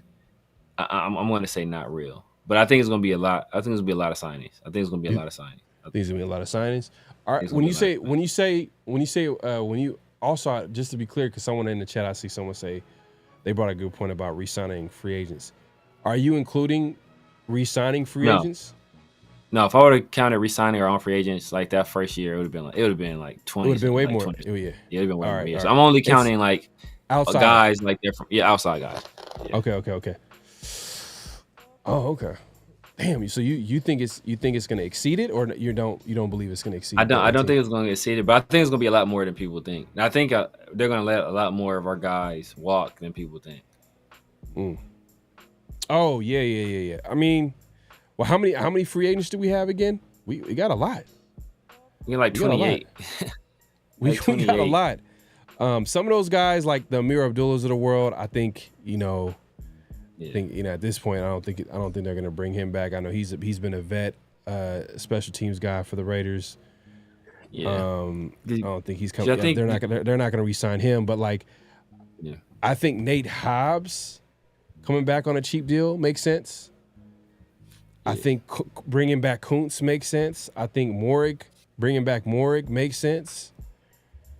Spillane, I like Spillane, but then it depends on the contracts. Devon Diablo, no, we could pass on that. Nah, he's gone. He's gone. But then also, if you sign a guy like Spillane, you better pair him with a guy that's super athletic. Yeah. You know what I mean? That could be your guy that you could use and move him around and guard some of these tight ends or running backs and stuff like that. Because what you got to think of, right? Because we think about this. This is why I think it's going to be a lot more than people think. Because right now we have 53 players for our roster, right? Plus practice squad guys, plus whoever we got, plus futures contracts and stuff like that. But we have 28 free agents. So all those guys aren't coming back. So that's already, taking some away from that 53. Think about the roster limits for the offseason. There's 90. It's 90-player roster limit. So you're going to have 90 guys. You're going to maximize that out. So some of that is going to be our draft class. That's 8 players. Some of that's going to be UDFAs, depending on how many UDFAs we bring in. That can be, 12, something like that, right? Depending on how many UDFAs. So there's still a whole bunch of players, you can have, So it's going to be a lot of players we bring in. I think a lot more than what people are considering. Anthony G says, I think we signed about 12 to 15 outside free agents. Okay. Resign Spillane. Like 14 to 17. Damn, is that the going rate for Spillane? $9 million a year? What? I think Spytek had it at 8.5. I think Spytek had like 8.5, 8 or 8.5. Yeah, he is in his 30s though. I think he's in his 30s, right? Or it would have to be like another 2-year deal. I mean, max. You can't give him like a 3-year deal. That'd be crazy. That'd be crazy. Yeah. So Spillane for $9 million a season. It would have to be like 2 years max. 2 years max. But then maybe a third team option. Yeah. I think so. We can agree like probably that is offensive line and secondary would be the targeted. Just looking at that free agent list, I'm like, man, damn, I ain't gonna lie. I do want that safety from the 49ers though. Hufanga. Oh, Hufanga? Yeah, I'd rather pay Javon Holland than pay Hufanga. For real? Yeah, I paid Javon Holland. Just because of injuries too. Yeah. I think Javon Holland is, I think he's probably one of the best. Actually, we didn't even see his name. Hold up. He was up there. We see him? I don't know if we've seen him. He was in tier 1. He was tier 1. He wasn't. Maybe.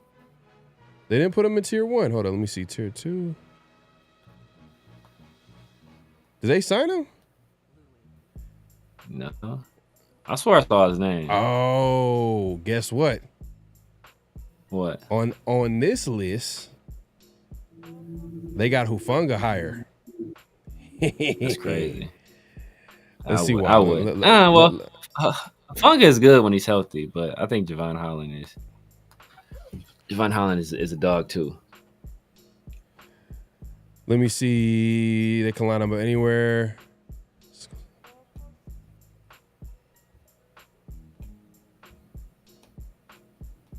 Ooh, towards ACL.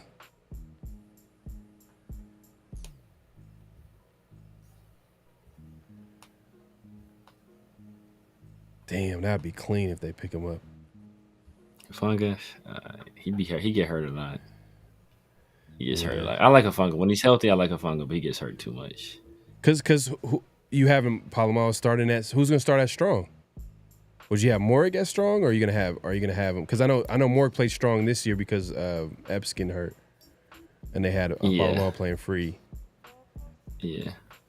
Javon Holland, let's see. Why is he ranked all the way down there though? Let me see. I don't know why. I don't think he has any injury history. He's a productive player. Oh, they say he's been a little inconsistent, especially last season.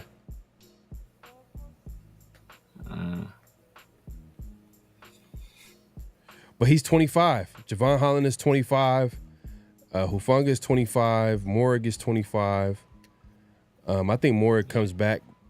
I don't. That's too much probably money to throw at the safety position. I mean, but you also got to think who's going to be starting safety, and I think this draft has safeties that you can probably look into to get in maybe if they're really prioritizing that position too. Damn, that'd be clean. Now I'm looking at this free agent list. It ain't the best free agent list. Like Stephon Diggs is number 16 on it. This is a terrible. What the hell? Diggs is past his prime, man. He's hurt a lot too. Yeah, I mean, where do you have Diggs? Is he? He's not a number 1 receiver. I feel like he disappeared. I feel like he disappeared a lot when he's healthy. But I mean, when healthy, he could be like if he's on our team, he'd be our number 1 receiver. However you feel about him, but he's not healthy. That's the problem. He's not healthy to our team.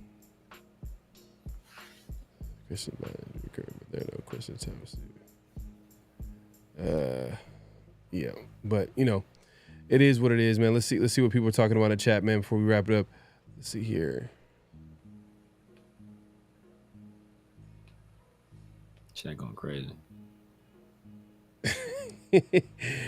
Michael, man, you crazy. Man, let's see, man.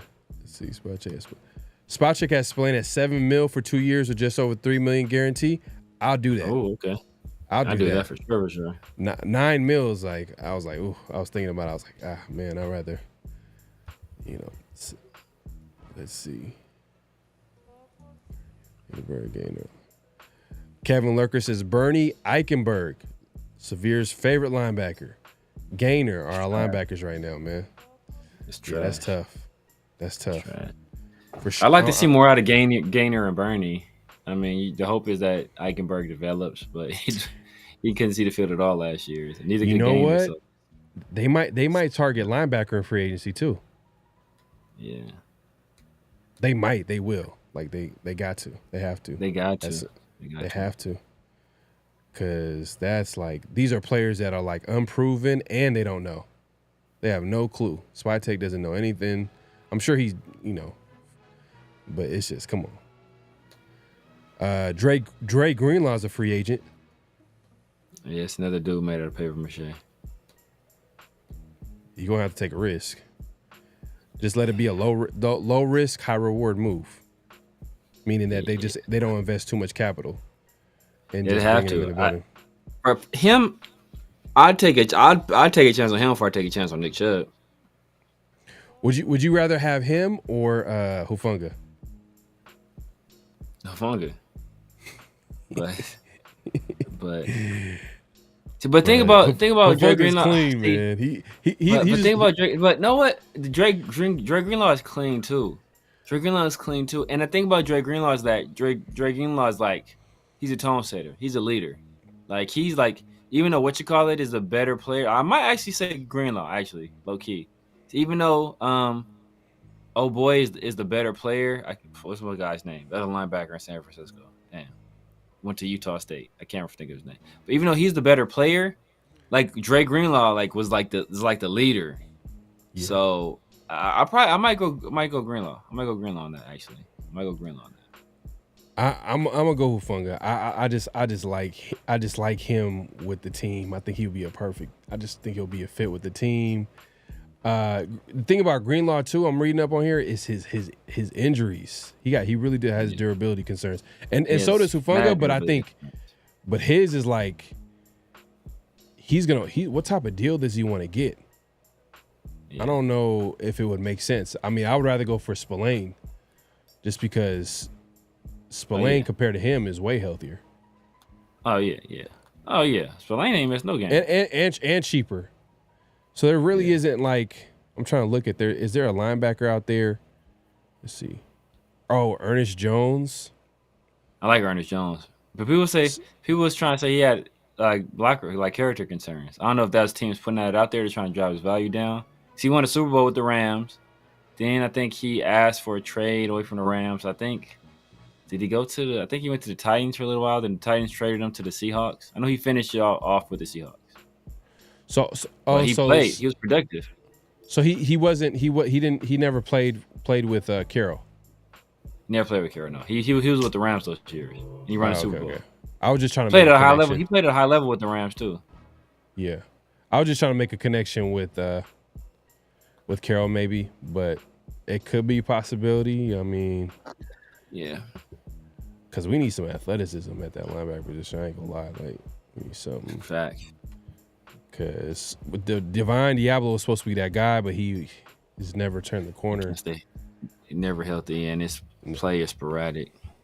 Yep, man. But hey, we appreciate everybody coming through. Make sure to clock in at this point, clock out, hit that like button, hit that subscribe button, hit that notification bell. It's been a great show. We have plenty of time to get into the offseason free agency. We'll probably get into another. Make sure to tune in to Around the Shield later this week. We'll do another mock draft, and we'll do some possibilities. We'll try to shake it up, you know what I mean? Look at like possibilities and what it could look like for the Raiders as far as what they can possibly do to trade up or trade down. We'll do that. So make sure to tune in to Around the Shield later this week with me, Severe, and hopefully we'll have a special guest. Appreciate everybody coming through. Severe, man, let the people know where they can find you, what to look forward to, all that good stuff. You guys know what it is. It's the Severe Raider here on YouTube, on IG, X, Snapchat, TikTok, all that good stuff. Y'all know where you find me, man. Every Tuesday afternoon, with my guy Chris from Protect the Shield, with my guy 805, Real Talk Raider Nation. We do the Raider War Room. we were just in Vegas on Sunday and Monday, man, rocking out with the people, man. It was good, you know, meeting. If anybody's in the chat that I was able to meet, man, it was good. Good meeting you guys. Pretty good turnout. Had some fun at the event, man. It was good chopping it up, talking ball with everybody there. Everybody knows, man, the world famous 50-50 show every Tuesday night. My guy PharoahNFL, and then also on Friday nights around the Shield. You know, where we try to mix it up a little bit. You know, have a different guest every week, man. If you guys haven't done so already, I think I saw D Minutes put it in the chat earlier, but stop by the 50-50 shop, man. Grab yourself some merch, man. Grab yourself some merch. Yeah, definitely, most definitely. Yeah, man. Hey, and also follow us on Around the Shield on Twitter and IG. Make sure to give us a follow for the latest Raiders news, memes, all that good stuff, man. So just go ahead and give us a follow over there. And obviously follow me on PharoahNFL everywhere that you have a social media platform, whether it's IG, Twitter, and obviously most importantly YouTube. Make sure to subscribe, hit that notification bell. Hey man, it's the off season, man. It's the off season, man, and there's gonna be a lot of smoke, and we'll be here to talk about it, and we'll here to call it out as fake or real and all that good stuff. What's real, what's not? Obviously, we just did that. But we'll have someone lined up for Around the Shield later this week. Like I said, we'll do a mock draft as well as scenarios that will play out that can happen for the Raiders as far as trading up or trading down. So make sure to tune in this Friday for that episode of Around the Shield with me, Severe, and a special guest, man. Make sure to tune in. It's been a great show. But Severe, man, is there anything that I'm forgetting here before we head out? No, sir. No, sir. Hey, man, it's that time, man. Combine, like I said, man. Hey, man, it's the combine.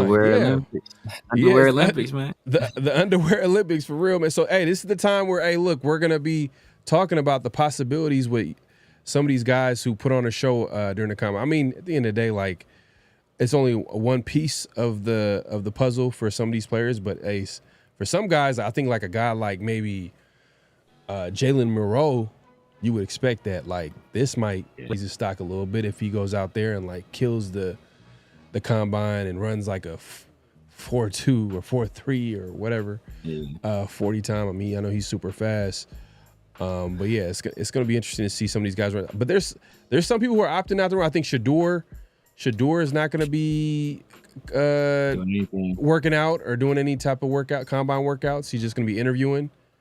I don't think Cam is either. I think Cam opted out. I think Ashton Genty opted out. And when you see running backs opted out, that's when I start to question you, bro. You're a running back, you opted out. It kind of makes me look at you kind of sideways, bro. Like you're supposed to be that dude. Abdul Carter too. He opted out too.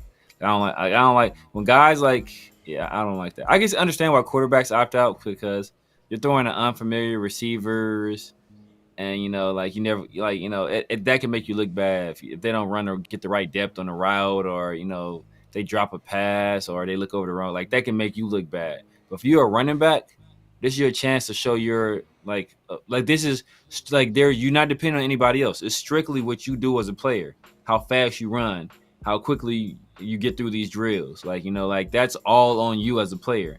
And This is some of this stuff, you know, some of this hip mobility and some of these drills apply to like real world situations. So if you're opting out, I know that I got serious questions about you as a competitor, bro. Serious questions about you as a competitor. And I'm looking dead at Ashton Genty when I say that. See, the thing is though, I hear you, but also strategically speaking, like he's by far like the number one. He's RB1. He's RB1. Yeah. So I think he's looking at it's a very competitive running back class. It's a lot of talent. Yeah. From if he has an agent, I'm sure his agent in his ear probably telling him like, "Hey, look, you have more to lose if you participate than gain because you've already shown what you need to show on film." You know what I mean? Everybody considers you the running back one. But if you go to the combine, let's say run a slow 40, the drill, like a lot of the, you know, positional, like movement drills that that running backs, you want to see running backs do, he didn't do well in that. And another, let's say Omari and Hampton, You know, a guy like Hampton from North Carolina, if he does well, maybe might overtake him as that RB1 pop. I mean, it's possible. I don't know. You know, it'll be tough. But I'm just saying, I guess I can understand the logic. Maybe like, hey, you have a lot more to lose than to. Oh yeah. Yeah, there's definitely a logic. I mean, there's definitely logic because, you know, the more information you give teams, but I'm saying the guys that are competitors, like look at CJ Stroud, like he went out there, he threw, and that's like I don't even spell like quarterbacks. I can understand quarterbacks not throwing. I can totally understand quarterbacks not throwing because, like I said, it's unfamiliar receivers. You know, like there's a lot of variables that go into that. But when it's strictly a running back and it's strictly athletic testing, and you say no, that makes me look at you like, dog. Right. I get you. Hey, man, we'll be here to talk about it. We appreciate everybody coming through. It's been a great show. Like I said, Combine Week is going to be huge, man, and we'll be here to talk about it later this week on Around the Shield. Tune in. We'll have a guest and a whole bunch of stuff that we're going to do, man. So till next time, peace. Just win, baby. Hello? You play to win the game. You don't play to just play it.